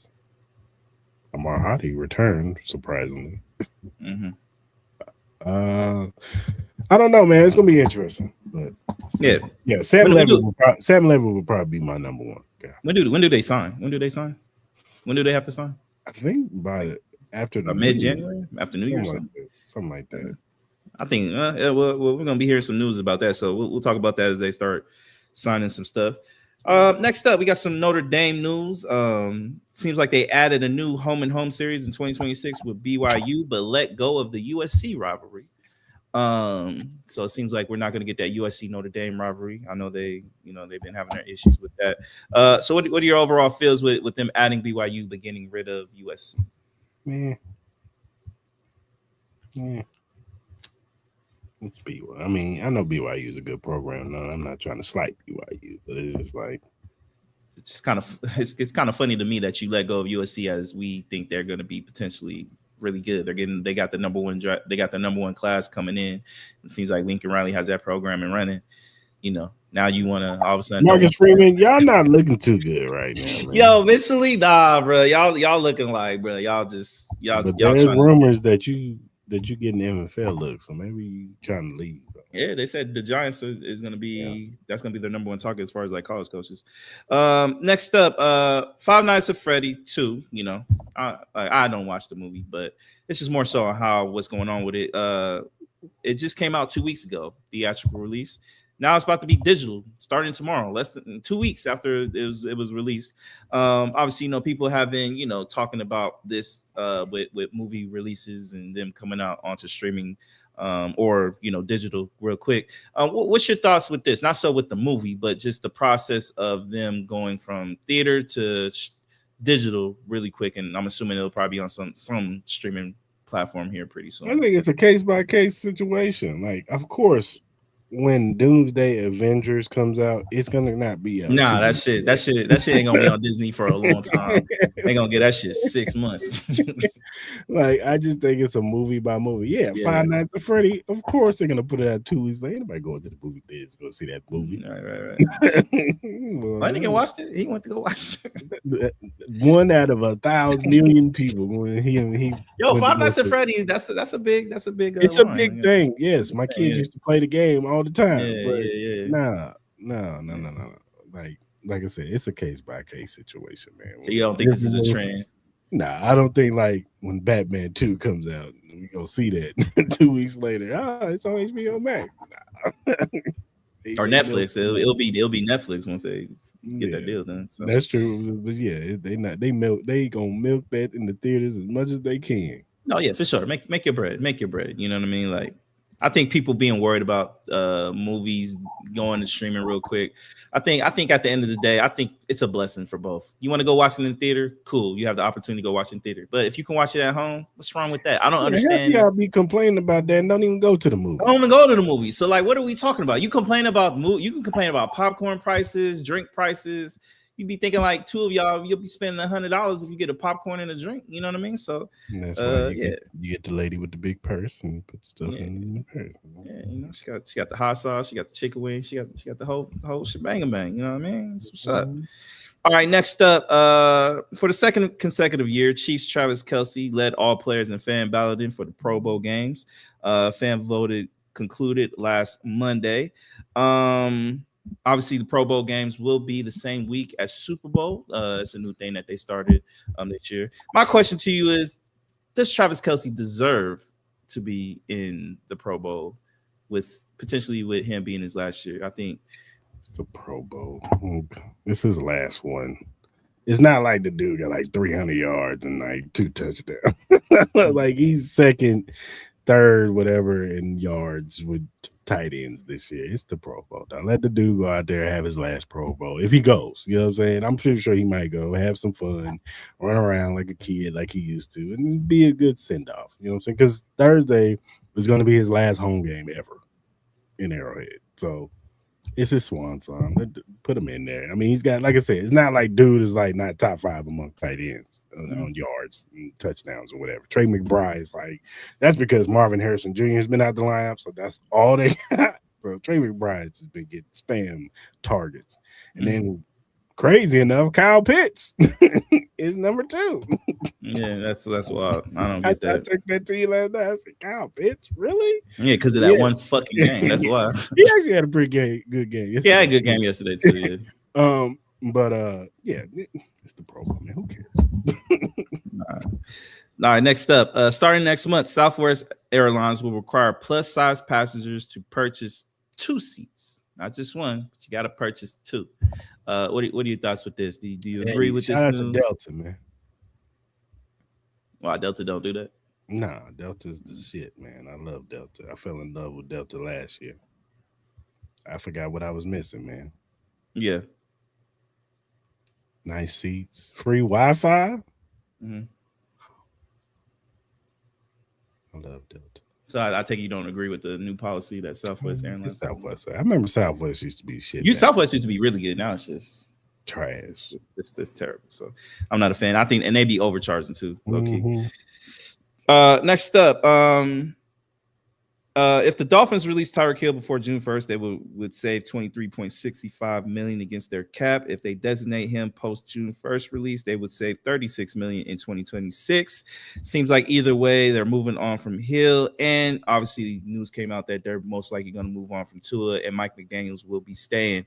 Number one, do you think this is the correct move with them moving off both Tyreek Hill and Tua and keeping Mike McDaniels, or do you think they should go a different route? The Mike McDaniel situation is kind of tough because these last 2 games have just been terrible. Like they were on a winning streak and they were like they was flying around playing hard, and then these last 2 games have just been bad. Yeah. It's not been good. But maybe they're thinking if he can get his own quarterback and see what he can do with a different quarterback. Okay, I'll give him 1 more year. He'd be on the thin leash next year, but I'll give him 1 more year. As far as the Tyreek Hill Tua, I've already expressed what I felt about Tua. Tua, I've never understood them paying him all that money and then thinking, oh, he's going to hold us hostage. But hell, let him. I can go get another quarterback. I don't need you. I get another quarterback the same shit you do. So, nah, I'm good.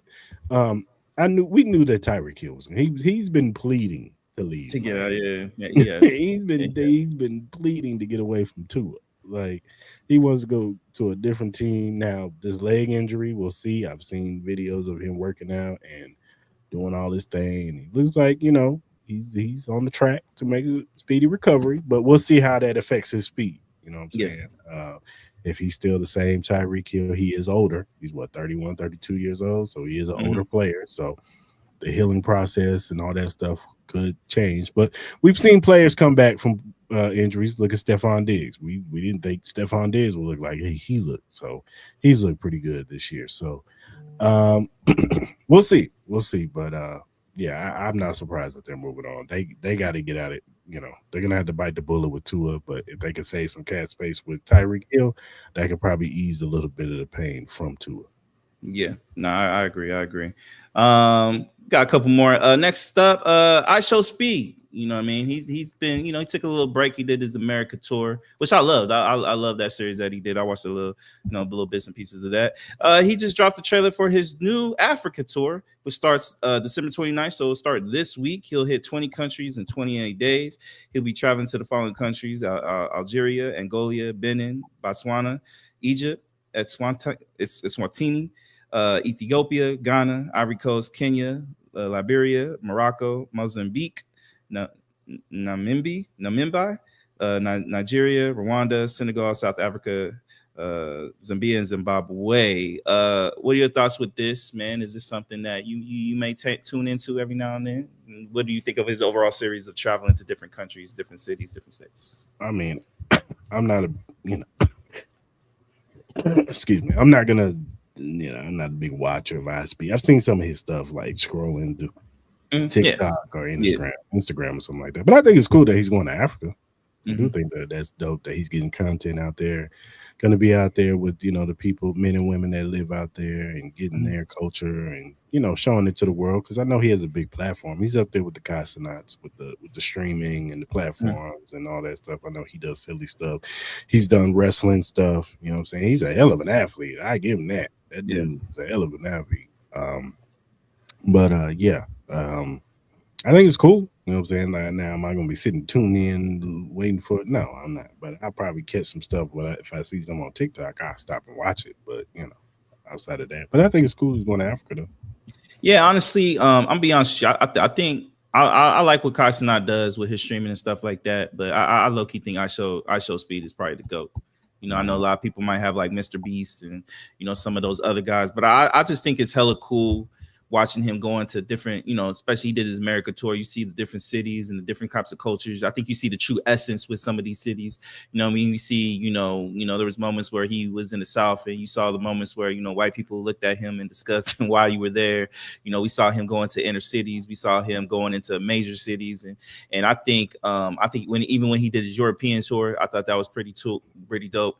I'm truly excited about this African tour because I've always been a big proponent that I do want to go see our true Mhm. motherland of this world and see some of our heritage that we never got to experience. So I think it'd be kind of cool to see and see what it's like in those different cities. And you may get the opportunity to see something like, you know what, I would like to go there. You know what I mean? You see Mhm. what he does. I want to see that. I want to experience that. So I think he's one of the GOATs, man, as far as like his innovation and what he does. And I call him out. I know he makes a lot of money. But Mhm. I can only know how much money he probably invested into these tours and he stops. I'm sure he has to get going through these different countries and getting the proper approval to go do some of these stuff, especially with everything going on. You know what I mean? We know some of the horrors that go on in Africa, so I'm sure there's going to be a lot of stuff that they want to kind of protect the world from seeing. But in reality, we might see some stuff like that. Hopefully, we don't see no horror things like that. I'm sure we won't. I'm sure this is gonna be very strict as far as like where he goes and where he can film and stuff like that. But it probably took him a lot of effort to get this approval, especially in Africa. You know what I mean? Hitting all the different countries. So shout out to I Show Speed. I will be tuning in. I'm not gonna be one of those guys that's gonna be tuning in right when he comes on. But if I see that he's on, I'm gonna tune in for like an hour and just see what it's like because I really want to go to Africa and I really want to see what these different cities show and bring and just the atmosphere of it. So shout out to I Show Speed, man. I love it. Next up, an ex Rockstar dev says the hype around GTA 6 will die if it gets delayed again. Quote, there's a point to where you delay something so much that you start to make people angry. What's your thoughts with this? Do you agree or disagree with this ex Rockstar developer?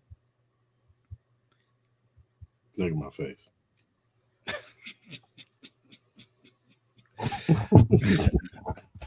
I've been telling y'all, man, how I feel about this game, and it ain't coming out to 2028, But do you agree that you think if it gets delayed again, people are just going to be kind of fed up with it? man. Yes, Yeah, y'all still gonna play it, but still it's gonna buy like that shit. Yeah, after a while, it's just like, all right, man, just when it comes out, it comes out. yeah, Like at this point, stop dropping dates. yeah. Just when the week before it comes out, just say it's coming out. Or the day of, you know what I mean? Like, you know what I Whatever, mean? man. Because Drop it like how some artists just drop music out of nowhere. It's like, oh damn, new J. Cole. All right, yeah, what's up? You know what I'm saying? Like, y'all might have to drop GT6 like that because y'all keep pushing these dates back. It's just like, what's up? What's the hold up? Y'all had how long to get this yeah, right? yeah, What we doing? It's gonna have bugs. That's games.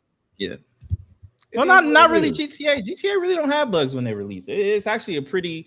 I've never experienced any bug problems. I've never seen anybody experience bug problems. But I do agree. It gets to a point where you got to just stop announcing.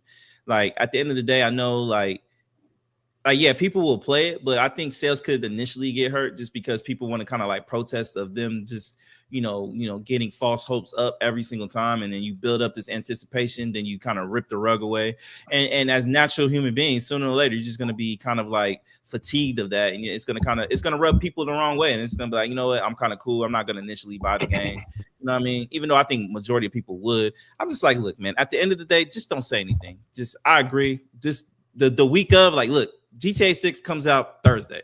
The hype will build right back up. You know what I mean? The anticipation of that will just build back up just because of what it's long standing been known for. But I agree with you, man. They gotta kind of do it. Last but not least, Victor Wembanyama made some comments about pure ethical basketballs. He made a comment saying, quote, in modern basketball, we see a lot of brands of basketball that don't offer much variety. Well, some certain people took a little bit slight to that. Udonis Haslam, he has some comments about that. He said, quote, you can't whine your way, cry your way, beg your way to a championship. I'm not sure he's talking about OKC, but I don't want to hear none of that about OKC. And Nick Wright, he kind of dismissed Victor Wembanyama's comments by saying, quote, I don't need to be talked down to or lectured about ethical basketball or which teams have sophisticated offenses from a 20-year-old French kid who's never won anything. What are your kind of what are your thoughts with this whole thing with Victor Wembanyama's comments about ethical basketball, and obviously Udonis Haslam and Nick Wright's responses to that?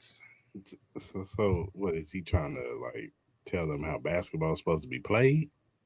Yeah, he's like, Victor Wembanyama's kind of saying that, you know what I mean, like what Spurs do is more ethical basketball. Like it's the proper way to play basketball. Like the likes of what maybe the Lakers, maybe OKC Thunder, maybe the Houston Rockets, maybe other teams don't play the quality of basketball that should be presented to the masses. While you have Udonis Haslam saying, like, look, don't tell me what ethical basketball is. Ethical basketball is winning games. Yeah, And you can't cry, you can't whine, you can't do anything. You can't, because it's like, you have this whole perception about OKC, and a lot of people, with Shea. He's a free throw merchant. And, it's kind of become this new thing with basketball when we've always had players throughout all eras of basketball who got foul calls. Reggie Miller was one of the best at that. You know what I mean? the Kobe greatest Bryant, of all time. Michael Jordan. You're like, what are we talking about? Magic Johnson, Larry Bird, Bill, like, what are we talking about? Like, it's happened through all variations. So so he made the comments about ethical basketball. This came after them beating the OKC Thunder. Like, so we got Udonis Haslam talking about you can't cry, can't complain your way to winning games, and then obviously Nick Wright saying what he says. So I agree with them. Like, you can't just. I mean, I get it. You're trying to say that the quality of basketball that y'all play is better than everybody else, and you're standing up for your team. But at the same time, to say other teams are unethical compared to y'all, like, if it's played within the lines and the rules of the game, it's all ethical. yeah, Everybody has different styles and different ways of how they coach and how they go by playing the game. Your coach decides to do it this way.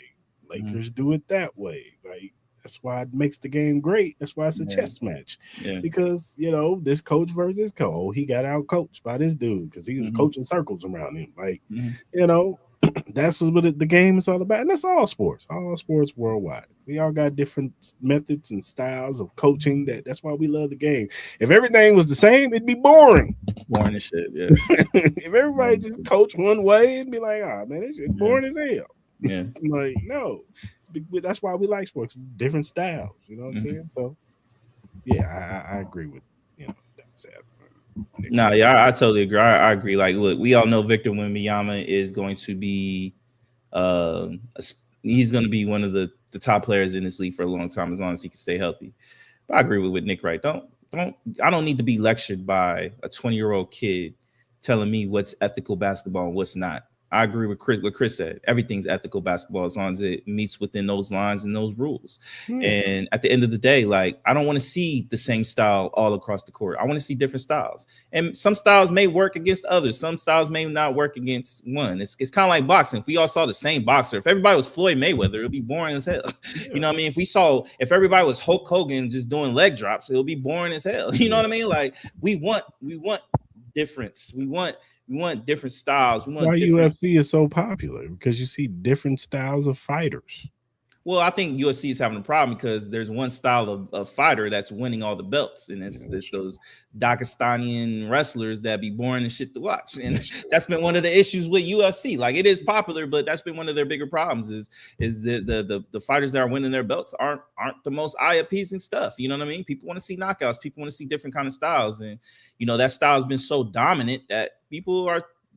They tune out. They don't really get as excited for those big time UFC fights. I think that's been one of their issues. So, like, that's why I think it's kind of crazy. Respect to Dana White, but I mean, you not wanting to put Francis Ngannou back in the UFC, I think is insane. Like, that's a money ticket. You know what I mean? He's stubborn. He's stubborn, and I don't get that. You know what I mean? So, I think if you can say anything that's wrong with Dana White, that would be one of the things for me as far as like running that business. But at the end of the day, yeah, I think Victor Wembanyama respectfully needs to just not say anything about that. You know what I mean? Don't tell us about what's ethical basketball or not. Just be like, look, I love the style of brand we play. I think it's going to win us championships. And we'll go up against any kind of style. And that's not going to deter us from accomplishing what we want to accomplish. And that's the mindset you should have, not, trying to, give us this uppity kind of like speech that this is ethical basketball. This is the way it should be played. Like, nah, motherfuckers don't vibe with that shit. So, like, I get it. You just don't, you don't need to be too much of a heel. You know what I mean? I love it on the court, but don't give us that uppity bullshit. Like, we don't need that. And I think European players are starting, I feel like, get that arrogance that, all the top players are, from Europe or international players, when it's just like, all right, like, be mindful. All the goats are American players. So be mindful of what you kind of say, because you're gonna wake up a beast that hasn't been woken up in a while. We still got great players that come out from America, but just don't do that. So just be respectful, play your game, and respect other styles. So, but that's it, man. That's all I got for random news this week. Sure. All right, man. Let's do our week 16 game storyline recap.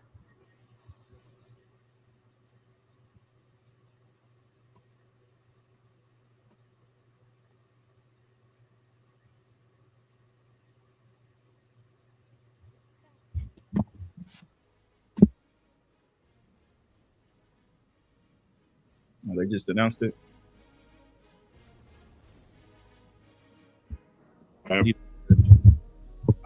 They broke the news that the Chiefs are leaving. Oh yeah, they're going to Kansas. Yeah, they're going to Kansas. They announced it last week. Pretty much. Had them boys scrambling. Well, what's your thoughts on that? Real quick before we go into? We saw it coming. Once Missouri said no, and the way the Chiefs slow-footed towards, getting that vote, because the Royals were the main one saying, "Hey, we want a downtown stadium. We want a downtown stadium." And even them, the Royals messed up because John Sherman, bless his heart, he came in, took over the team, and was like, "Yeah, I want to move the Royals." And it was like, "Okay, cool. What's your plan?" I just want to move the Royals. Okay, what's your plan? I just want to move. And it was Yeah. like, all right, what's your What's your plan, plan? man? Yeah. How we gonna do this? And it just they kept slow footing. And meanwhile, because the Chiefs and the Royals are connected, this was a back in Lamar Hunt and I forgot the owner name for the Royals at the time. They made a deal to be in the same lot, connected. Truman Sports Center. That's the area that they were at together. Where now the thing, years later, the Royals and the Chiefs have been trying to get away from the Royals. That's what this told me. They didn't want nothing to do with the Royals anymore. They stayed quiet in this. They didn't say nothing. And then finally, when it was time to say something, they came out with this bullshit ass plan. Oh, we're gonna renovate VIP sections. That's it. Just the VIP what we can't afford. Yeah, wasn't that what they try to mimic what the Raiders did and what they, Pretty you know what I'm much. saying? Yeah. That's pretty much what they did, and it was just like, well, no, we're not gonna vote yes to this because all you're doing is renovating for the nice seats. What Yeah, about us? yeah, You're right. not renovating the whole thing. You're just renovating the VIP section, the suites. Yeah, Nah, we good. And so they yeah. said no. And that's when they told me Clark and them and Mark Donovan, and then what the real nail in the coffin was when they asked them about building stuff around Raytown. They haven't built nothing around that stadium for years. Raytown is they got a Denny's and I think one hotel over there. Mm-hmm. And they was like, "Oh, do y'all think about building more stuff, hotels, restaurants, what that?" And when Mark Donovan, the president of the Chiefs, said, "We don't feel like this is a prominent place to build anything," that tells you right there they don't even want to build nothing. They Yeah. going to Kansas, man. Just tell us when that announcement. They've been slow footing and playing with us with this the whole time, and it's like just y'all going to Kansas. We know Yeah. y'all are. And Yeah. then last week when the news came out that they're gonna have an announcement today that they're going forward with Kansas, going to Kansas. Then the mayor of Missouri came on, and then the governor commissioner had a whole like press conference where he was talking about, oh well, this is what we'll do. We want this and we want that, but it's like, dog, it's too late now. Where was Mhm. all this when we needed you? You Right. could have had this plan years ago, and maybe you still have a fighting chance. But you Mm-hmm. don't. It's too late now. Yeah. Like they've told you. Clark Hunt has told you they want a Super Bowl in Kansas City, and they want other stuff here. They wanted WrestleMania out here. They want big prominent concerts out here. You can't have that in Arrowhead. Oh, so they're definitely Unfortunately. y'all definitely getting the dome then. Y'all Yeah. definitely getting the dome They're stadium. getting a dome. That's what Clark has always wanted a dome. Because like I said, he wants the Super Bowl in Kansas City. Yeah. He wants big time like the WrestleMania or Royal Rumble, whatever. He wants big time concerts, Taylor Swift or whatever, Kendrick Drake, Lamar, Kendrick whatever, Lamar, Drake, all that whatever. stuff. You know what I'm saying? Like he wants those type of stuff out there. So I can't do it here in Arrowhead. Yeah, it's too cold. It's too cold, and I gotta have a dome. Yeah, yeah, that's So true. he's been telling them for years, man. Hey, Kansas got the money, dog. They do. They got all the money. Yeah, Now, shout out to Missouri. Now they starting. Now you can sports bet out there. They just passed it over in December, but it's too late. It's too late, man. do you think people will break off being Chiefs fans because of this? I know Boogie is. Boogie said no. Boogie said once they go to Kansas, I ain't no longer a fan. So who you gonna be a fan of? He ain't gonna be a fan of nobody. We just gonna be like, fuck it, I'm just an NFL fan type shit. Yeah. Like I don't care. Man. Is it that much? Is it that much of a difference from Missouri to Kansas? Is it gonna be like a different track? Like people got to travel farther type stuff? I think it's relatively going to be in an area where people is close by, but it's just it's always been a border war, and Got you. Kansas versus Missouri, and it is different in Kansas. It's a different type of environment in Kansas than it is to Missouri. I grew, what I'm saying, I as a kid coming up going to Kansas City, seeing my family, most of my family members on the Missouri side, so I've always been raised to be Missouri. I have family in Kansas too. Hell, I was born in Kansas, but I just grew up more in the Missouri side. You know what I'm saying? My grandmother, grandparents, all that, cousins, aunts, uncles, most of them live on the Missouri side. So that's how I was raised. Missouri. But, look, man, as long as they stay in Kansas City, I'm still gonna be a Chiefs fan. It ain't Right. gonna change. You know what I'm saying? So and this stadium ain't gonna get built probably till like 2030 something. So it is what it is. Yeah, we'll see. And look, Missouri, this is your chance. Y'all need to do whatever y'all can to keep the Royals. That's the team y'all need to worry about because they can move out of Kansas City because Nashville is just sitting there waiting for y'all to slip. And John Sherman and all them have been trying to get a state of Kansas has already told Royals we don't even want you. We want the Chiefs. Yeah. Now that they got what they wanted, Missouri, become a baseball city officially and put the stadium downtown. Ain't nothing like baseball in downtown. It's very convenient for people to come from out of state and go downtown. You got a brand new stadium downtown Kansas City. Downtown Kansas City is a nice spot. They got all the bars down there, restaurants, all kinds of casino hotels down there and all that stuff. Put it down there. Work it out. That's where y'all need to just shift your focus. Go get on the phone with John Sherman right now. Hey man, look, let's make this happen. Let's figure this out because we want to keep at least once. Because if you're the mayor and Quentin Lucas, I love you, man. I think you're one of the better mayors in the city. But if you are the mayor where you lost both teams, it's not a good look. And I know you don't really have control over that. Yeah, but still, they're gonna put it on you. Yeah. And you're a black man. And you're a black man. Yeah. So, hey man, shout out to Kansas, man. Yeah, see what happens. All right, man. Thursday we had a big NFC West matchup. It looked like it was about to be a blowout into the fourth quarter. When the defense of the Rams kind of collapsed, and it was a punt return by Rashid Shaheed.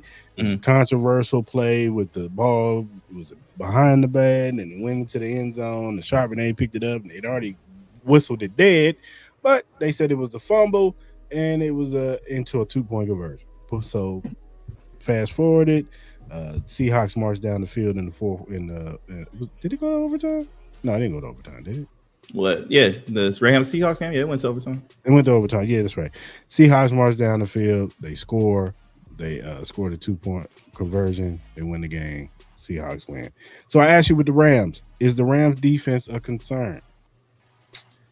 I want to say it's a concern, but look, man, we all know if we had to point out a weakness, will probably be that back end with the defensive backs and stuff. If you had to pick a weakness, I would assume. I still think they're look pretty good, but I don't think there's no concern. I think it was just they had the game, and then if they didn't, I don't think if they give up that. Look, their special teams coach got fired. I think they said more. It was more about special teams that I think they've lost a lot more games with their special teams more than their defense. So, if they don't give back that kick return, it kind of doesn't really have the same momentum, and then they probably win the game. So, I think they'll be fine. Obviously, they just got to clean some stuff on that special team side, but overall, man, I think the Rams should still be highly regarded as Super Bowl contenders for sure. And with the Seahawks, did Sam Darnold show you something in crunch time? Yeah, he did. Like, look, they won the game. You know what I mean? He made some key throws. Obviously, one of those throws kind of cost me my fantasy hopes, so I'm not really too happy about that shit. But look, at the end of the day, man, I still have my reservations with Sam Darnold, but this is a great first step. And then, maybe they kind of woken the beast up and gave him the confidence to be confident going into these final games. It was probably one of his bigger games of his career. And it didn't start off too well. It started off like the same old Sam Darnold, like, throwing bad interceptions, turning the ball over, not creating no offense. But, something woke up inside of him, and maybe it was just maybe the football gods just blessed him for that day, especially in that second half. Or it could have been a situation where he kind of woke up and got the confidence to be able to just say, you know what, bump all this. Like, I have nothing to lose at this point. Like, we're down by, 2 scores going in the fourth quarter. Let's just give what I can and let's see what happens. And he was able to do it. So at the end of the day, he finished off as being the better quarterback. So yeah. The Eagles beat the Commanders 29-18. It was kind of a struggle in the beginning. This Eagles offense is still working through some things, man. The defense is still really good, but this offense, they're still working through some things. But they got it together in the second half and end up winning, this game, pulling it away. I asked you, is the Eagles offense is it starting to look better? Yeah, absolutely. I think they're getting back to the essence of what they were known for last year, running the ball. Saquon Barkley's looking like he's explosive again. Seems like he's got his second win. They're finally starting to use Tank Bigsby. We all know we have high regards for him and as him being a running back. You know, both of those guys got touchdowns. AJ Brown was still getting his touches. Dallas Goedert was involved. Devontae Smith. That's what their offense needs to be. You know what I mean? Like Jalen Hurts needs to be the point guard, you know, establish the running game, and then you can feature the rest of your guys who are elite receivers, you know what I mean, and elite tight ends. So, and that defense is really good where you're going to be in a lot of these games. If their offense can just be somewhat of what they were, 80% of what they were last year going into the playoffs, they easily could still be the team to beat to make it to the Super Bowl. So they're not going to be easy out. You know what I mean? Seems like they're heading back in the right direction. Seems like vibes are really good. And it seems like they're getting healthy too. So. For sure. And with the Commanders, see you at the draft. Yeah, man. They made the smart decision by sitting out Jaden Daniels. You know, I'm sure Debo and those guys are just playing for a census right now. But at the end of the day, look, see what these younger guys have. See who you need to keep on the team. See the stuff that you need to upgrade or develop more on, and go from there. But you know, we all know what the Commanders are. Yeah. The Packers lose to the Bears 16-22.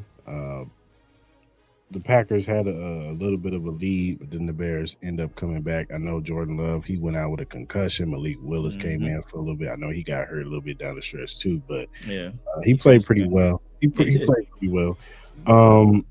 But on last, I think it was the last second drive, Caleb Williams hits a touchdown to win the game and put the Bears over the Packers. I think they're on top of the division right now. Yeah. I asked you with the Packers, are the injuries stacking up? Yeah, they are. You know what I mean? I think, look, they were up 16-6, I think, in the fourth quarter.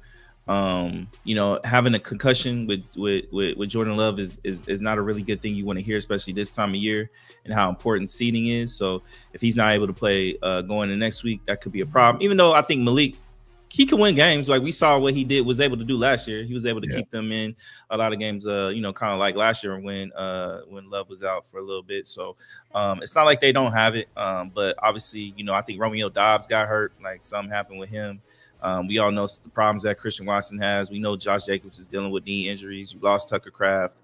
Like, look, you lost Micah Parsons. Like, look, at the end of the day, props to Green Bay for fighting and showing off. But look, man, when we get into the playoffs, it's hard for me to see them winning 2-3 games going to make it to the Super Bowl. I find it hard for me to see that. I agree. The Chiefs lose to the Titans 29-9. We all know Gardner Minshew started, but then he got hurt on the first drive. They initially thought it was an ACL tear, but it comes to find out it's not an ACL tear. Chris Holendoken ended up coming in. He played all right, you know what I'm saying? But, you know, it was bad. It was bad. But that wasn't even the concerning part to me because I expected this offense not to look good. They barely look good with Patrick Mahomes in there. Mm-hmm. So it was more concerning because the defense played their starters, and they looked like trash against the Titans offense. Yeah. Like they couldn't get nothing going. Yeah. Yeah. And made me more mad because I'm like Andy Reid. When y'all play some of these young guys, man. Yeah, I don't know. They continue to play these old dudes out here, Chris Jones, and you know, you got Drew Tranquil out there. Play my man Bossa. Stop putting Jack Cochran. If I see Jack Cochran on the field, I'm a scream. Mm-hmm. I don't know. This is my problem with the Chiefs. Is they have infatuations with bad players. Yeah. And I don't know if that's like that for any other team out there where you know dude is not good. Mm-hmm. You've seen this dude. He gives up play after play after play, and they consistently just tell you, no, he's the best guy for this position because he knows the system. He can know the system all he wants, but he can't do the plays on the field. Yeah. And Jack Cochran is one of those dudes. He's terrible. He's already a bad special teams player. Mm-hmm. So now you think he can play linebacker? When you got a rookie, Bossa, who in preseason showed flashes. It can't get no worse than Jack Cochran. Yeah. And Spags has this problem too. Andy has this problem too, where they play their favorites and they love these guys and they just get infatuated. And you see play after play after play, they getting barbecue chicken. And it's like, bro, put the young dude in there. We out of the playoffs. We ain't playing for shit right now. Mm-hmm. Why are you playing this dude right here? He's not gonna be on your roster next year. Mm-hmm. And if it is, it's malpractice. Why you keep putting this dude out there? He's not even it's one thing. All right, he's a special teams guy. He's not even good at special teams. Yeah, that's why Dave Tope need to get fired. Because yesterday, special teams horrible. Yeah. Again, Buckner missing field goals again. Like, come on, man. Yeah. Like, I didn't expect to win the game. I actually thought the Titans were gonna win. But the display they showed on that field yesterday, especially on the defensive side, it was just like you still, and even on offense, Andy, you still trying to run the Pat Mahomes offense with Chris Olendogan. Why is Isaiah Pacheco still out here? He's not going to be on the team. Why did y'all activate Damian Pierce just to have him inactive? Hey, Damian Pierce, run through the hole.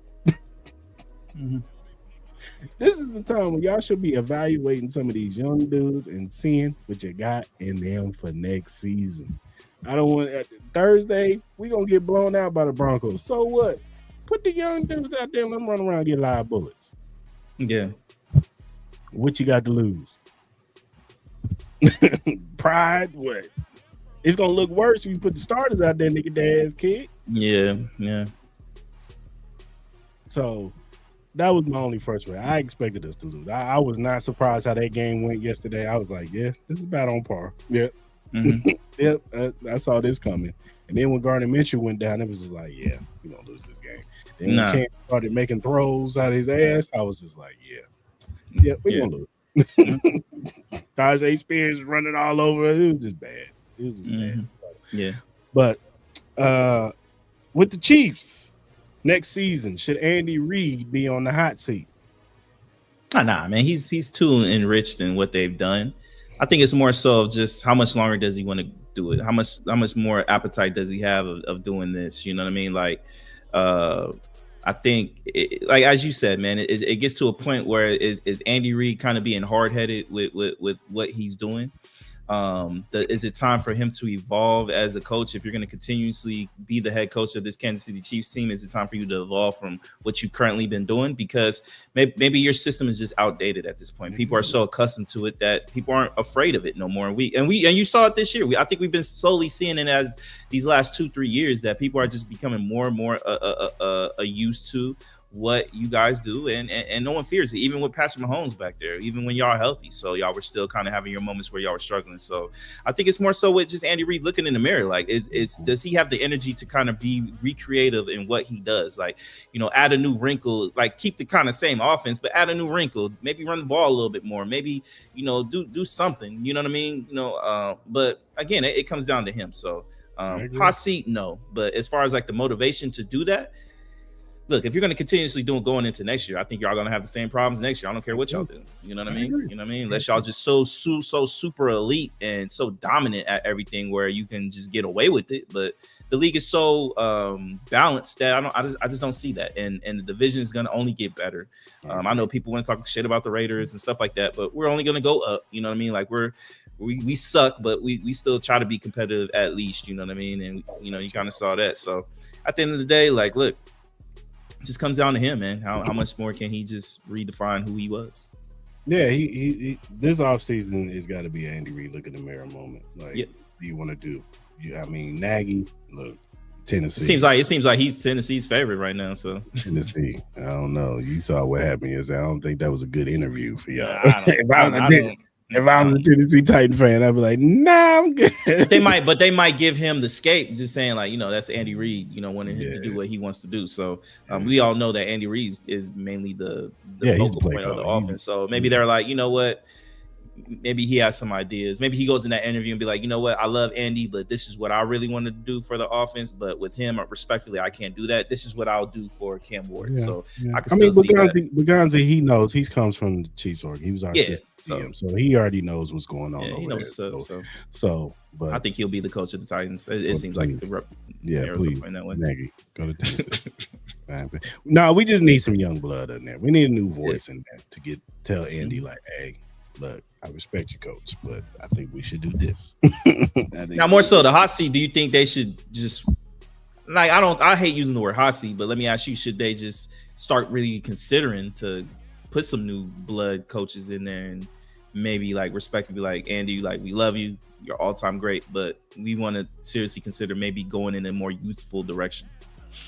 No, I think that look, next season is going to tell me a lot about Andy Reid. That's really what it is because he has to see now, like, bro, you got to revamp this system because, like you said, man, people have studied you. When you become the best, they're gonna study you and mimic you. It is what it is. They're gonna look at you. Some people are gonna take some stuff from you, and then some people are gonna be like, "Oh, okay, that's what they run. Oh, when they do this, oh, you know what I'm saying? They're gonna get it. And if you don't adjust to the adjustment, if you don't revamp it every year, and you just stay the same, it's just gonna be like, oh, damn, they run the same, and they ran 2 years ago. Like it's like it becomes stale. You know what I'm saying? So he's got to look in the mirror and be like, look, I got to revamp this shit. I'm not saying I'm gonna go away from my core because that's what got me here. You know what I'm saying? I'm one of the greatest of all time. So you don't get that label by just changing everything, but you got to evolve it to a more modern style. And you got to do more. You have to have more easy buttons for Patrick Mahomes. It shouldn't be so hard. Like you see teams like the Rams and Seahawks, and even right now Jacksonville, all these teams they just make it easier for their quarterback to, go down the field. You know what I'm saying? Like they got a running game. They got tight ends and receivers that can get open. They can play any style. That's what makes the Rams so good. If you want a good gritty and run, we can run. Oh, we can throw it down the field too. Don't get it twisted. Like right. It's got to be just he got to learn to get that healthy balance of if you want to run some of the stuff that you want to run, you got to get the players that can run that.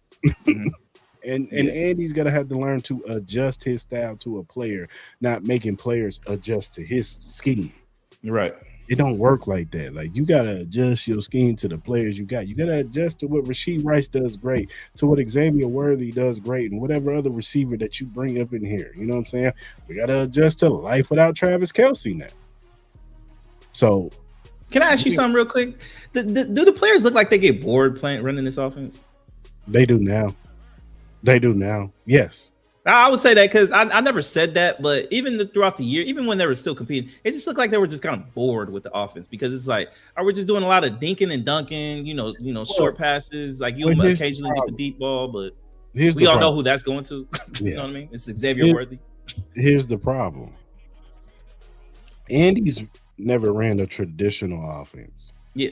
He's never ran you're the X, you're the Z, you're Y. He's never did that. You know what I'm saying? It's always been like, on this play, you could get the ball. And so he has a lot of dudes running dummy routes to get one person open in space.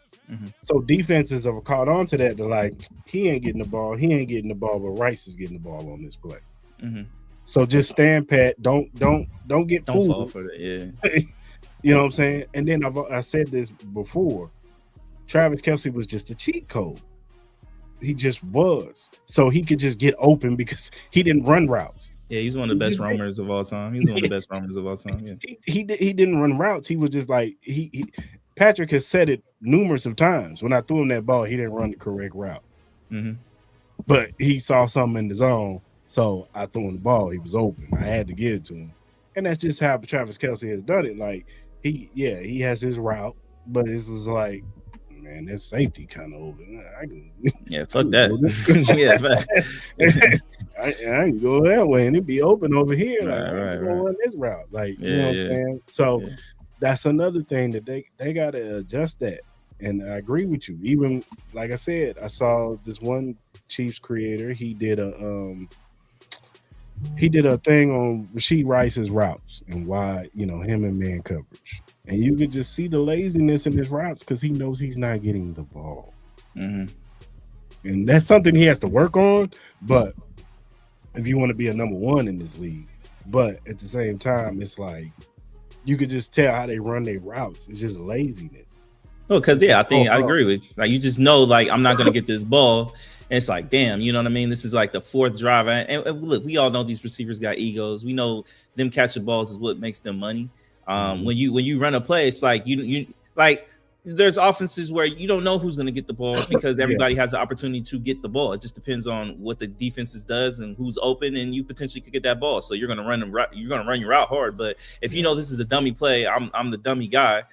Like I get it. You got to be professional. You still got to do what you got to do. But everybody's human. You know what I mean? When it's like the fourth drive and this is my 10th in a row dummy call. It's like, all right, bro. Like, what are we doing? You know what I'm saying? Y'all know who I am. Like, that's when you start getting the AJ Brown. That's when you start getting DK Metcalf. That's when you start getting, like, look, all right, I'm getting annoyed. Like, y'all know I'm your number one. Why don't y'all treat me like your number one? I'm not asking to get the ball thrown 100% of the time because I know that's not the way the world works. I would love that, but that's not the way the world works. But like, use me. Like, y'all pay me this money to be something for this offense. Like, I want to be able to contribute. I want to be able to say, like, I had help, not just being a dummy play call, And yeah. I'm sure Rasheed Rice feels that way. Yeah, for sure. With the Titans, is this building momentum going into the offseason? Yeah, man. I think honestly, look, minus their record, I think it's been a success. You saw growth. You've been seeing growth from your younger players. With some of the injuries and stuff like that, some of the younger players had to play sooner than what they did. But at the end of the day, like, they've playing hard. I don't care what the Kansas City Chiefs didn't have Gardner Minshew or Patrick Mahomes. That's still a great defense on that side, and they were able to do what they wanted to do. So, look, you get a nice coach that can put Cam Ward in the correct direction. You get that old line fixed. You add a couple more pieces on that defense and offensive side, a little bit more talent. Have another jump of growth, you know what I mean? Instead of being the, below tier, let's see if you can be a mid-tier team. And then, give you another year or two. Let's see if you can be one of the top teams going into that division, because we all know the rotation that AFC South has, you know what I mean? With the Houston Texans and the Jaguars and the Colts.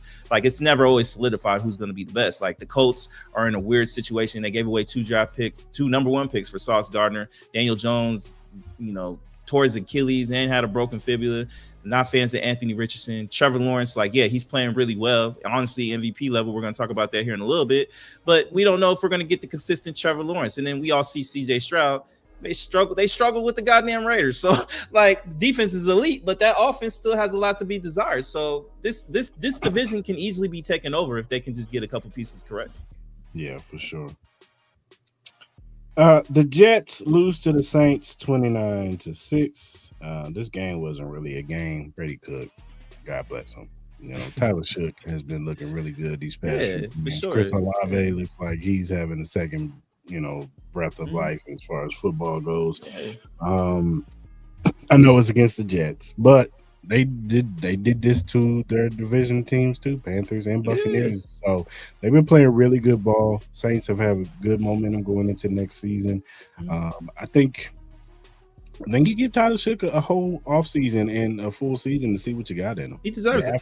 I think you have to. I think he deserved it. So I think he's shown growth these past few games that the dude can fling the football down the field. Yeah. No, yeah, I agree. I just think I wouldn't be surprised if the Saints are like the Panthers of this year, where they're competing for the division. You know what I mean? Like, they're competing with the Bucks, like, because I don't think the Bucks are going anywhere. I think they're going to have to make some decisions about that coaching staff. But I wouldn't be surprised, man. They play tough. It's just, you got to have the sense of direction. It seems like Kellen Moore is, we all know what kind of offensive gifted mind he is. So, we got to see what's up, man. You got to get some of that respectful, old, great talent out of there and get some youth in there, and then I think they'll be okay. Yeah, for sure. Jets, see you at the draft. Yeah. Bills beat the Browns 23-20. It was a tight contested game for a little bit. Then the Bills kind of was pulling away a little bit, but the Browns came back. Shout out to Myles Garrett. He's like a full sack away from breaking the record. But on the last drive, when they had a chance, Browns had a chance to march down the field and possibly win the game. It started off bad with a sack, and they ended up in the back of their own end zone. And Josh Allen, he got the first down, and that's his history. I asked you for the Bills. Is James Cook the Bills' best player? He's the best. We all know Josh Allen is the best player, but James Cook is obviously easily number two. This offense goes as those two guys go. You know what I mean? I would have some worry though because Josh Allen is low key starting to get beat up. Like he had a foot problem, he had to get X-rays in at halftime. That was a surprise to a lot of people. Luckily, he didn't do any serious damage because if he breaks that foot, season's over. So. Look, they got to be mindful, man, because I think it's getting to the point with Josh Allen where you got to be mindful of running him to the ground. And I'm not saying for this year, he could possibly, obviously, I think he'll survive this year, but I'm talking about the accumulation of big hits he's gotten. We can start seeing the slowdown next year, maybe the year after that. You know what I mean? We should have a larger window, but with you using him the way he does, like that's why you got James Cook. Use James Cook. You got some decent running backs back there. My whole thing is like, look, you got to get receivers, man. Keon Coleman, I don't know what's going on with him. It just seems like this might be his last year with the Bills, unless they're just kind of like giving him a hard teaching moment so he can grow up. Like, I think he can be talented. I don't think he could be a number one, but I think he could be a solid two. But he needs to grow up at the end of the day. I like Keon Coleman. We all see the funny clips that he does, but, that's just kind of my worries with them. And their defense is still terrible. So, agreed. And with the Browns, this team is a mess. Yeah, prayers to Quinshaw, man. I have him in my big money league, and obviously that's not important, but that was kind of nasty. It was kind of freaky though, because he just caught the ball, and then he got hit right before he landed, and as he landed, his right leg just got caught underneath him and just kind of dislocated his ankle and then broke his fibula. So it was nasty, man. He was having a great rookie year, man. So they said he should be ready for like a spring camp or anything like that. So I think that's positive news. But prayers out to him, man. It was a nasty injury, but Shador looked pretty promising. He had that nasty cut on his pinky, and eventually Myles Garrett is going to break that record. It's just some of the things to look forward to. But I think the Browns are still a TV watch because you still got Shador Sanders out there, and you're still trying to watch Myles Garrett. But we all know, I think they got to get rid of Kevin Stefanski. I think that's the only way this team grows, man. At the end of the day, I agree. The Chargers dominate the Cowboys 34-17. Quinshawn Judkins out there looking like prime Calvin Johnson. Well, he was running all over them corners. Yeah, he was. I asked you, for the Chargers, are they a quiet Super Bowl contender? Yeah. Look, they're going to be mentally tough, man. Harbaugh is one of the best coaches in our league, man. He proven time and time again, man. He's the better Harbaugh coach. Mm-hmm. I think that's not an understatement. That's no disrespect. He's just the better coach. So, look, they're going to play tough. Justin Herbert, he's turned me into a believer as far as like with consistency. I think he's heading in a great direction. Again, it comes down to health with this team. They lost a lot of key players, especially on that O-line, but that O-line's holding up. Amarian Hampton's looking really healthy. It seems like he's getting his groove back as well. Lab McConkey, he had a nice touchdown. This defense is really good. You easily got to put them up there as one of the contenders that I think they can easily make the Super Bowl if things go their way, for sure. For sure. With the Cowboys, what is next for the Cowboys? Obviously, you got to figure out the George Pickens situation, how much money you want to try to give him. I think you got to kind of resign him because I think he's just an important part to this offense with him and CeeDee Lamb. I think you got to figure out. Obviously, you definitely got to figure out that defense, especially that back end. That back end is terrible. Trevon Diggs is terrible, and if he don't get interceptions, he can't guard nobody. Same as Bland. They're kind of like similar backs. You got to find somebody who can be an actual stopper. Like, can you find a Pat? Like, obviously it's gonna be hard, but can you find like a Pat Surtain type? Can you find a Trent McDuffie? Can you find a Quinyon Mitchell or something like that? To maybe not to their caliber, but somebody who can just hold their own. You know what I mean? Like, their cornerbacks get eaten up every single time. Like the middle of that defense gets eaten up every single time. I think the defensive line can be cool. Obviously, they need to get more pressure. I like the addition of Quinyon Williams, but they need to get an edge rusher. I think that also needs to be happening too.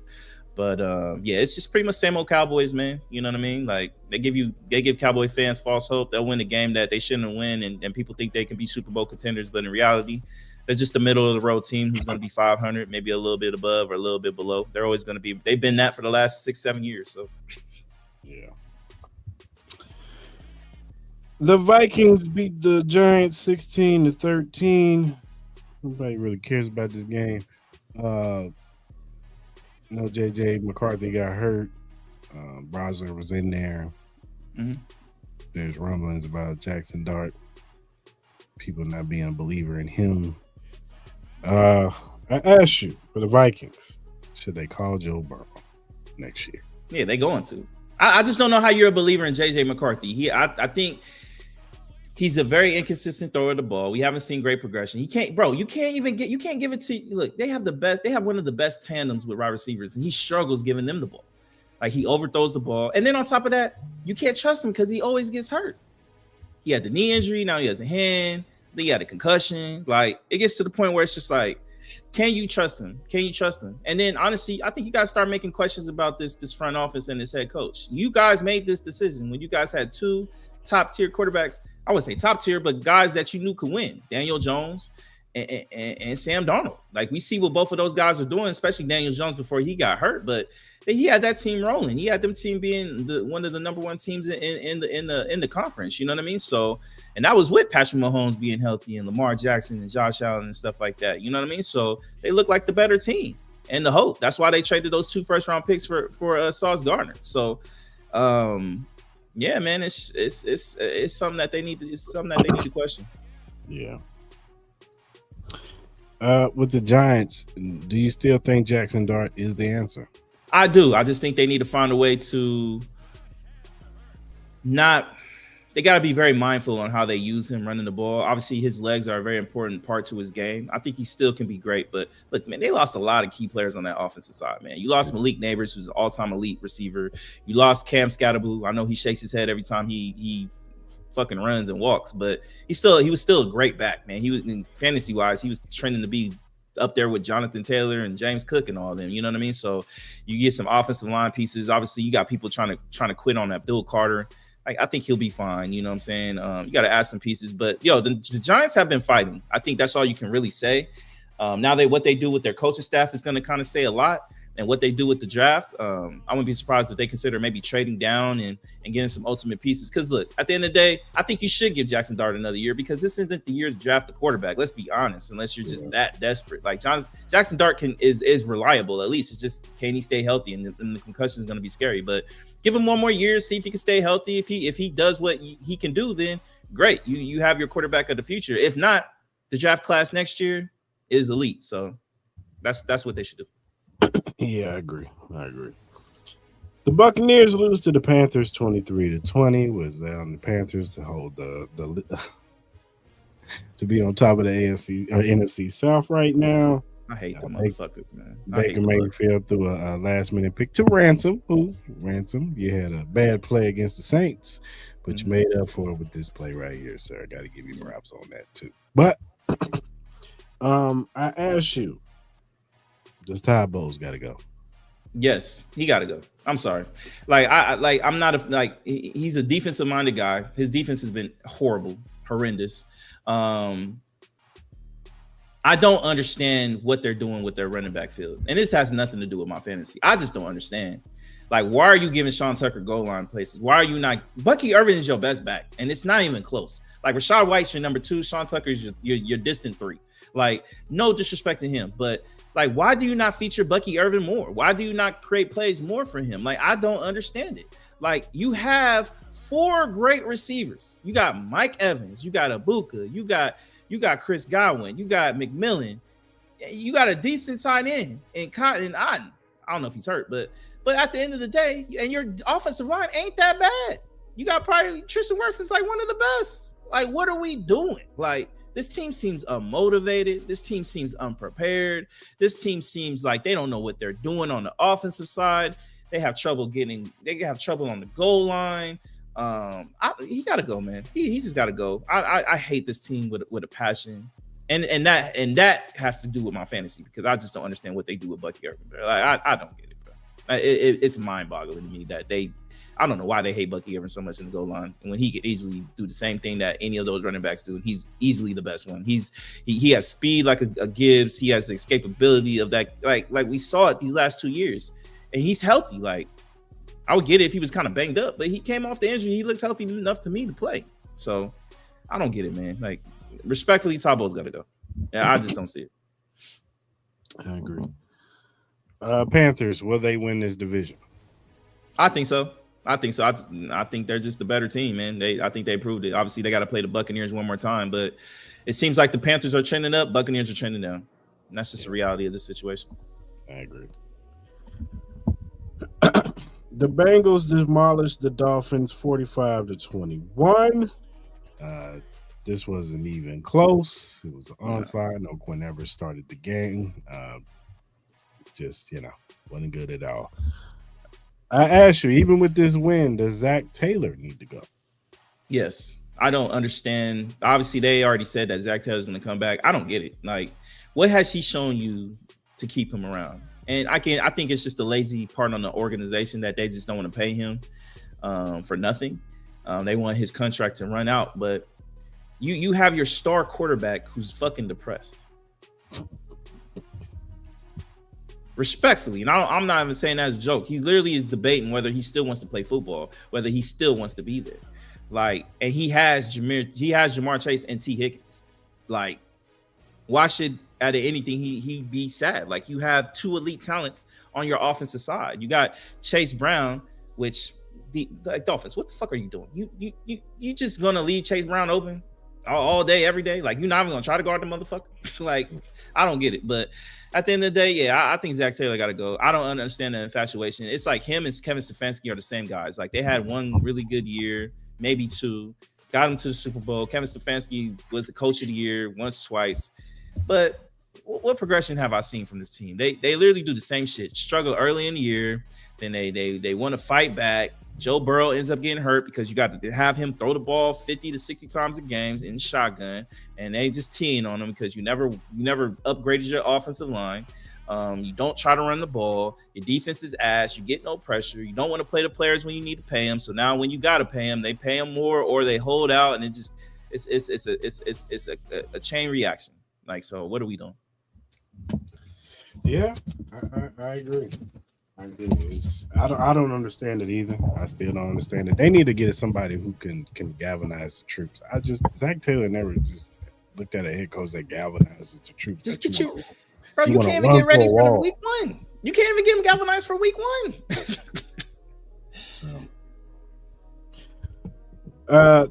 The Dolphins, should Mike McDaniels keep his job? Again, like, I think offensive minded wise, he's really good.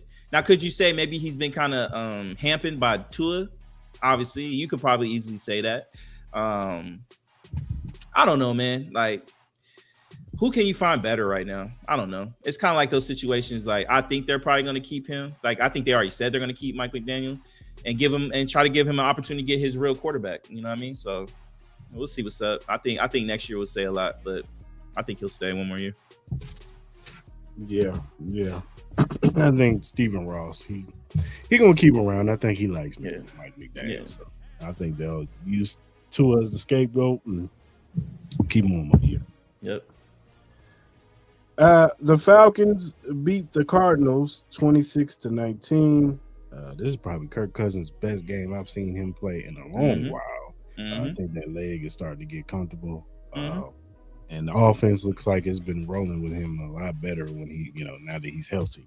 We all know what the Cardinals are, man. Look, Jacoby Brissett, he's a good backup, but they're definitely going to have to be looking into next year. Maybe he is a starter. They try to go one more year with him, and then 2027 draft, that's what we're shooting for. So,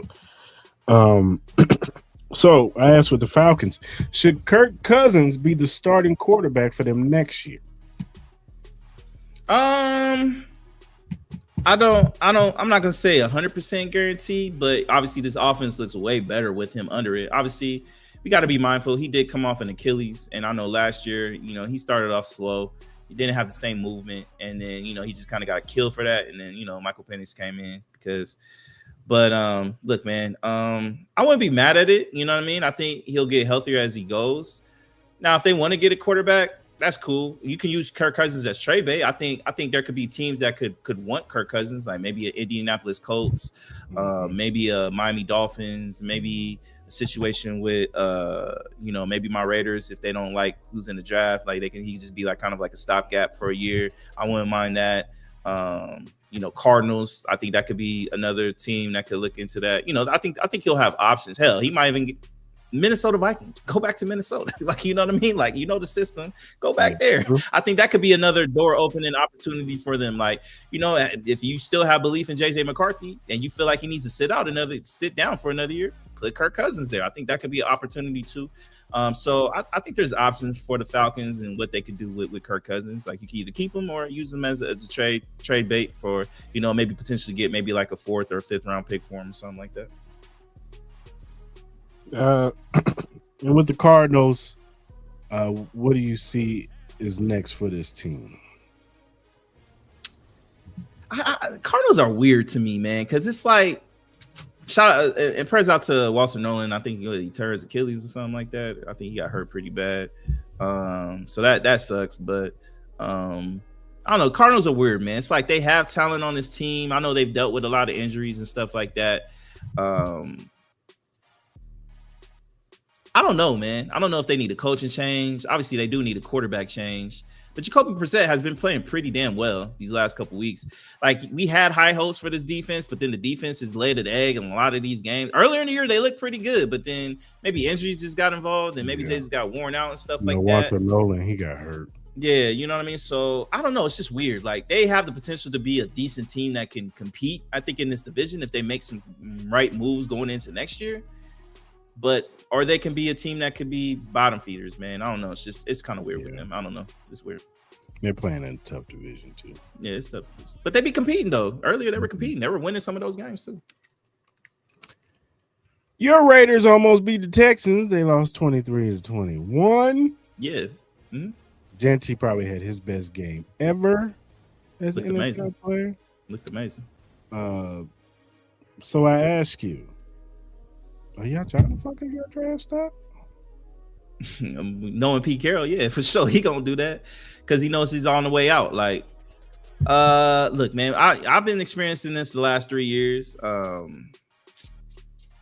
just think we're just not that good at all. Like, I know our defense played tough, but I think a lot of that had to do with CJ Stroud just missing a lot of targets and stuff like that. You know what I mean? I know we get our pressures with Max Crosby and stuff like that, and Ashton Genty looked like Ashton Genty. I get tired of people questioning, like, the whole Ron Clark shit was just dumb as hell from what he said. Like, Ashton Genty just needs a solid blocking, and he can easily be one of the best backs in the league, man. We see that. We see it with Brock Bowers. Like, we have talent on both sides of the ball. It's just we got to get a coach that can get us and steer us in the right direction. We can fight hard. We can add some more pieces on that receiving core. Get a quarterback that can run an offense and be confident in running the offense, and we got something going. Get rid of Pete Carroll, get rid of this staff. I love what Spytek has been doing, and we go like there. But the only game, honestly, that really scares me, I know we got the big one this weekend with the Giants coming out here. That's pretty much going to be for the number 1 seed. I'm going to be all eyes then, and I'm going to be honest with you. We better suck ass. But the game that really worries me is against y'all motherfuckers. Y'all suck. Y'all really suck. That third string quarterback was terrible. He was so bad. And it's like, bro, if it's Geno versus him, I already see it, bro. I already see it, bro. We're going to have the number 1 spot, and we win that, and we drop all the way to like 5th or some dumb shit like that, bro. I'm like, bro. Cris Style Mal, baby. Woo! So, honestly, these next couple weeks are going to determine whether we draft Mendoza or we trade back and get ready for next year's quarterback class. So, we'll see. At the end of the day, again, I'm like Mendoza, he's cool. And would I be like overexcited? Probably not. I'll be more excited for next year's draft class. So, if we could just stay, even if we win and we could just stay around, go no lower than 3rd, I wouldn't be too mad. I'm not gonna lie to you, because then we can either get a top O lineman, or we could just trade back maybe a couple spots and get maybe some more 1st round picks and stuff like that. And I think that would probably be the more smarter play, because we have a lot of positions that we need to kind of get better at. So either way, like I'm not mad. If we get the number 1 pick, maybe we can trade down and get way more assets for that. Like, that's kind of like what I really want to do. Yeah. But if we draft Mendoza, I wouldn't be mad at that. So either way, as long as we can go below 3rd, I'll be cool. I'll be all right. Yeah, for sure. I wouldn't be surprised if y'all do get the number 1 pick, the Rams go up and get that pick. Yeah, they want to give us like 3-4 1st round picks for it. Bet I'll take that, and then we can just use those for a class with some elite quarterback talent and elite potential. So we'll see. I wouldn't be mad either way. And with the Texans, is the offense a liability? Yes, and yes. And I think a lot of that has to do with the running game. No Woody Marks yesterday. And Woody Marks has been a big key component. I think this offense runs on play action. CJ Stroud needs a running game to be successful. I think that's what it needs. I think we saw it. I understand CJ Stroud a lot more. Like when he had Joe Mixon, this offense looked really damn good. He was able to play off a play action pass.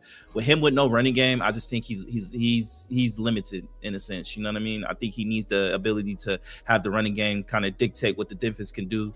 And I just think they need to, if they can get Woody Marks back and be consistent, I think they'll have a great shot, especially with this defense. But without no running game, I don't trust this offense at all.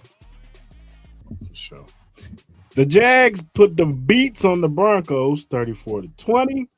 This game wasn't close. The offense went up and down the field on this Broncos defense, and the offense of the Broncos couldn't really get nothing going. Mm-hmm. So, Ash, is the Jags the best team in the AFC? You gotta kind of say, yeah, man. Look. I know we've had our doubts with. And honestly, I think Trevor Lawrence needs to be in MVP conversation. I think he does.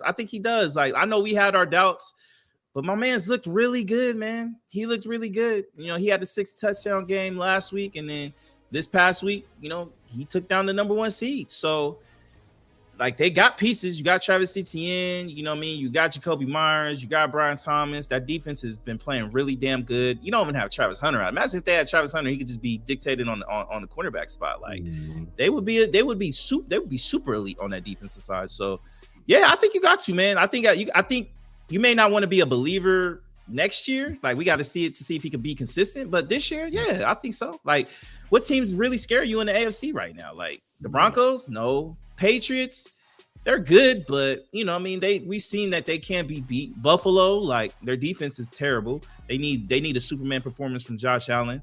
Doesn't look like the Ravens are going to make the playoffs. Did the Pittsburgh Steelers really make you nervous? Not really. So yeah, I think the Jags have a great shot, and they're comfortable playing against the Texans. So. And with the Broncos, did they finally get exposed? It's something we've known all year. Like, they've been inconsistent on the offensive side. Bo Nix made some bad turnovers, but it's kind of like the Broncos are like kind of like Texas A&M for me. Like, they have bad habits, and they have not been able to cure those bad habits. And if you bring that into the playoffs, you will get beat, because you're just going to be you're playing elite talent. You're playing elite teams from here on out, pretty much. You know what I mean? So it's kind of like that same situation. They got to clean it up. If they have a slow start in the playoffs, I just don't see them, you know, bouncing out of that, man. So that's kind of my overall feel with the Broncos. All right, the Steelers beat the Lions 29-24. It was a somewhat of a controversial ending with the OPI at the end, but they ultimately sealed it for the Lions. And Steelers end up bagging the win. I asked you for the Steelers. Is this still the same old mediocre team?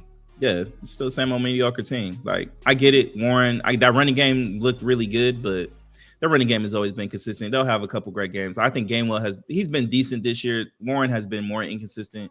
But you got to assume DK Metcalf is going to get suspended for a game or two. So that's going to really affect their offense. We don't know when TJ Watt's coming back. Their defense isn't like the greatest, even when he was there. So, like, yeah, they're pretty much going to be like, congratulations to Mike Tomlin, 19 seasons, 19 winning seasons, you know what I mean? But do I think they're Super Bowl contenders? No, I do not. Me neither. Sorry, show. With the Lions, should Dan Campbell be on the hot seat next season? Next season? Nah. I think the Lions got screwed out of this game. Let's be honest, man.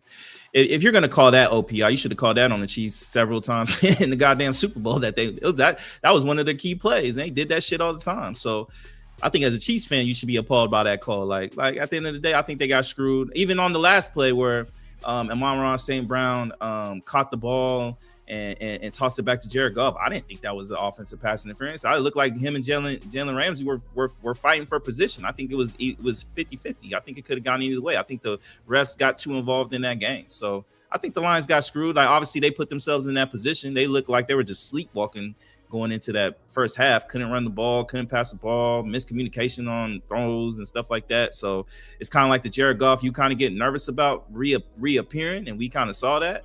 And but hey, man, look, man, Lions need a lot of luck to make the playoffs. So do I think he needs to be on the hot seat next year? Nah. Injuries have, I think that medical staff needs to be on the hot seat because all their players get damn hurt all the goddamn time. That's out of Dan Campbell's control. So I think he's still a good coach. The Patriots beat the Ravens 28-24. They rallied back after being down. I know Lamar Jackson, he went out with a back injury. Tyler Huntley was in there, who he played pretty solid. He knows his offense. So, but I asked you, did this win put the Patriots back on track?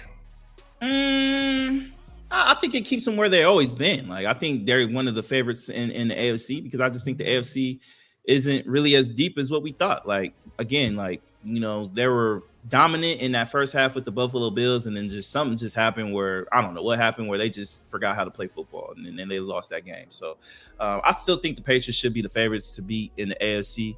Drake May looked amazing, especially with them losing Trevion Henderson early in the game. Stephon Diggs looked really good. Hey, that Cardi B box must be doing wonders, bro, because my man has reverted back.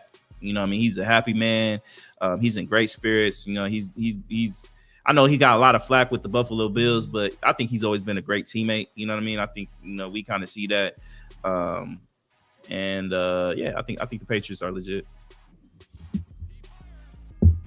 And with the Ravens, should John Harbaugh be fired? He should 100% be fired because how does Derrick Henry not touch the ball? How does he not be on the field the whole fourth quarter? He was the most dominant player on the field.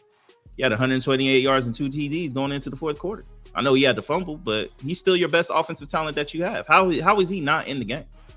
Like, it's the same story with the Ravens every time. It's always the coaching side that literally holds this team back. Like, I think they need to switch it up. I'm sorry, Harbaugh his voice is gone, and his decision making is very, very questionable. And I just think that they have not made great decisions with this organization as of late. You know what I mean? I think he's been one of the problems with the confidence level going into these playoffs by switching what they do entirely, not giving players the ball that need to get called. You're a run dominant offense and you kind of switching in the playoffs to be a pass heavy offense. Like, that's all coaching to me. That's coaching decision. And I think the Ravens need to make that call. But will they make that call? Probably not. Probably get another Harbaugh year. But yeah, he needs to go. Yeah, I agree. The 49ers play the Colts tonight. How we feeling? 49ers should win this game. I'm hoping like the game gets called off so I can win my fantasy. That's all I'm hoping for. Christian McCaffrey gets 0 points. TJ Warren gets 0 points. And then I need Eddie Pinheiro to give me like 25 points kicking. Just all straight field goals, baby. No one get past the 50, man. Make it happen. I need CMC to have a bad game, but I don't want him to have a bad game because I need him to win my ticket. But for fantasy purposes, I need Jonathan Taylor to ball out. Yeah, I have Jonathan Taylor in my big money league. I need him to ball out tonight. So I'm hoping that we get a big Colts game, all running, no passing. She's at Christian McCaffrey. Maybe he sprains a toe, can't run for a week or something. TJ Warren, maybe he just, maybe his girl has a baby. He can't play the game tonight. Brian Robinson Jr., man, have your best game. Yeah, man. Christian McCaffrey, just sit out, baby. Sit out, baby. That's kind of what I'm hoping for. Or the game gets called off, like the lights go out, they ain't got no power, and they can't play the game or something. It's called a tie. Like, no stats needed. Make it happen. We don't need that. But will I watch this game? I don't know. I'll have it in the background as noise. All right. You got anything else, player? Nah, I don't have anything, man. What about you? No. Got Stranger Things. Stranger Things. I still got to finish it, which I'm gonna do tonight. I got to watch the Dave Chappelle stand up, which I heard was really good. Yeah, man. I only work tomorrow, so then I'm off the rest of the week. So I'm ready for a nice little vacation before we start getting busy again for January. Yeah. All right, man. You got any flowers of the week? Flowers.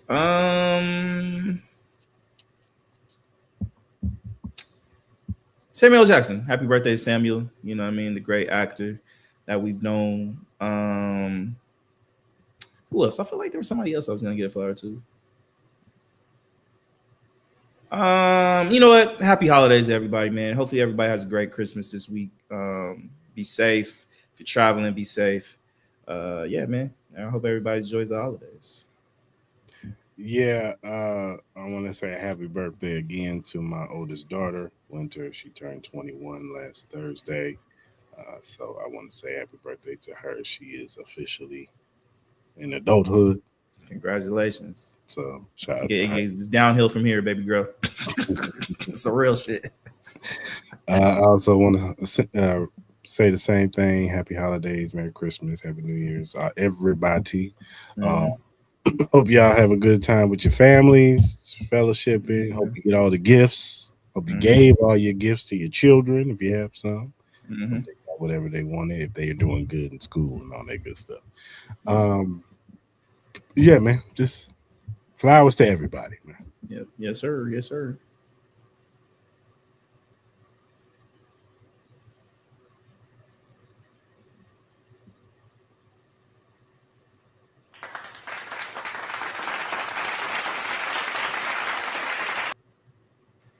In the spirit of holidays, I ain't got no hell now. You got a hell now? Yeah, Nicki Minaj. Oh yeah. Nicki, it's over. It's over. You and Kanye are just on the same level of crazy, dog. I don't understand it. But at the same time, I get it. You know what I mean? Because, you dating a pedophile, or you protecting pedophiles. So it is what it is, man. I was never I enjoyed Nicki with her raps. I thought she was one of the better female rappers of all time, but I was never like a true diehard fan of her. But at this point, like it gets to the point, like it's kind of like Kanye. Kanye was my favorite rapper of all time. He still is. Like, you know what I mean? I know I can't dismiss what he's done culturally, but as far as like being the fan that I was and supporting him, I just couldn't no longer do it. You know, I gave him many opportunities to, change. But I think if you're a true diehard Nicki Minaj fan, and especially the dynamic of her fans, is kind of like a slap in the face, because most of her fans are people that you went on stage with who don't support that. You know what I mean? And some of the rhetoric that was, I saw a couple clips from whatever conference or gala that was, where you got people talking about you ain't got to be apologetic to be white anymore and all that. I'm like, y'all never had to be apologetic. Y'all just did what the fuck y'all wanted to do. So look, man, at the end of the day, man, it was disgusting what you saw, and Nicki Minaj being a part of that and knowing what those group of people view black people and how they view minorities and stuff like that. Like she killing her brand. So at the end of the day, hopefully it's good riddance, man. But she gonna continue to do dumb shit. So shout out to Cardi, man. Shout out to Cardi. Yeah. Okay, man. Oh, do this. Oh, I also want to give my flowers to. Sorry, I also want to give my flowers to Lamar Wilson. If you don't know, he's like that. He was that black guy who's like the big tech guy or tech influencer on YouTube and stuff like that. He unfortunately took his own life. And I think there was an actor who was on The Wire who ended up taking his own life. Seems like we're hearing more and more about that. So please, people, man, mental health is very, very important. Make sure if you need to talk to somebody, talk to somebody. Hell, if we can even help in this chat, we will be more than happy to help and get y'all through whatever it is y'all need to go through. Life is too short. People should be loving life. People should be loving. Everybody's important in this world, no matter who you are, man. Please get the help that you need. Mental health is very, very important. Please. Yeah, for sure.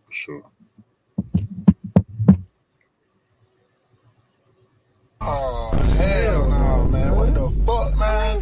Get your ass on, boy. You get your goddamn ugly ass on. Alrighty. If you want to donate to the Cris Style Mal podcast, you can donate to our Cash App, Cris Mal Podcast. We'll appreciate whatever you give to us. Whatever social or whatever streaming platform you use to listen to your podcast, we're available on Spotify, Apple, Google, Amazon Music, iHeartRadio. Go ahead and follow us on there. Also, if you're listening on or you're watching on YouTube, hit that subscribe button, that like button, that notification button. So when we go live on Mondays at 10 a.m. Pacific Standard Time and Wednesdays 9-ish p.m. Pacific Standard Time, you can jump in the live. You can talk about these topics. We want to hear from you. We want to get your opinion. Come in the live, talk to these topics with us. Also, leave a comment in the comment section on the playback, but subscribe to the channel. Whatever social media platform you use, whether it be X, Instagram, Twitch, Facebook, TikTok, Threads, whatever you use to do your social media, we are available. We will follow you. We're just some regular guys who like to talk sports, music, movies, and all kinds of various other things. Also, if you have feedback, critiques, or if you have a question or topic, and we like said question or topic, we will bring it up. We will shout you out because we want to show love to those who show love to us. So go ahead and hit us up via DM, emails, or our mentions. All right, good people. Until next Monday, hope you guys have a good rest of your week. Like I said, have a good Merry Christmas. Hope you're able to spend it with your family. If you got to work, amen, put them hours in, get that double time. You know what I'm saying? It's gonna look good on the paycheck. But until Monday, we are out. Happy holidays, y'all. Peace.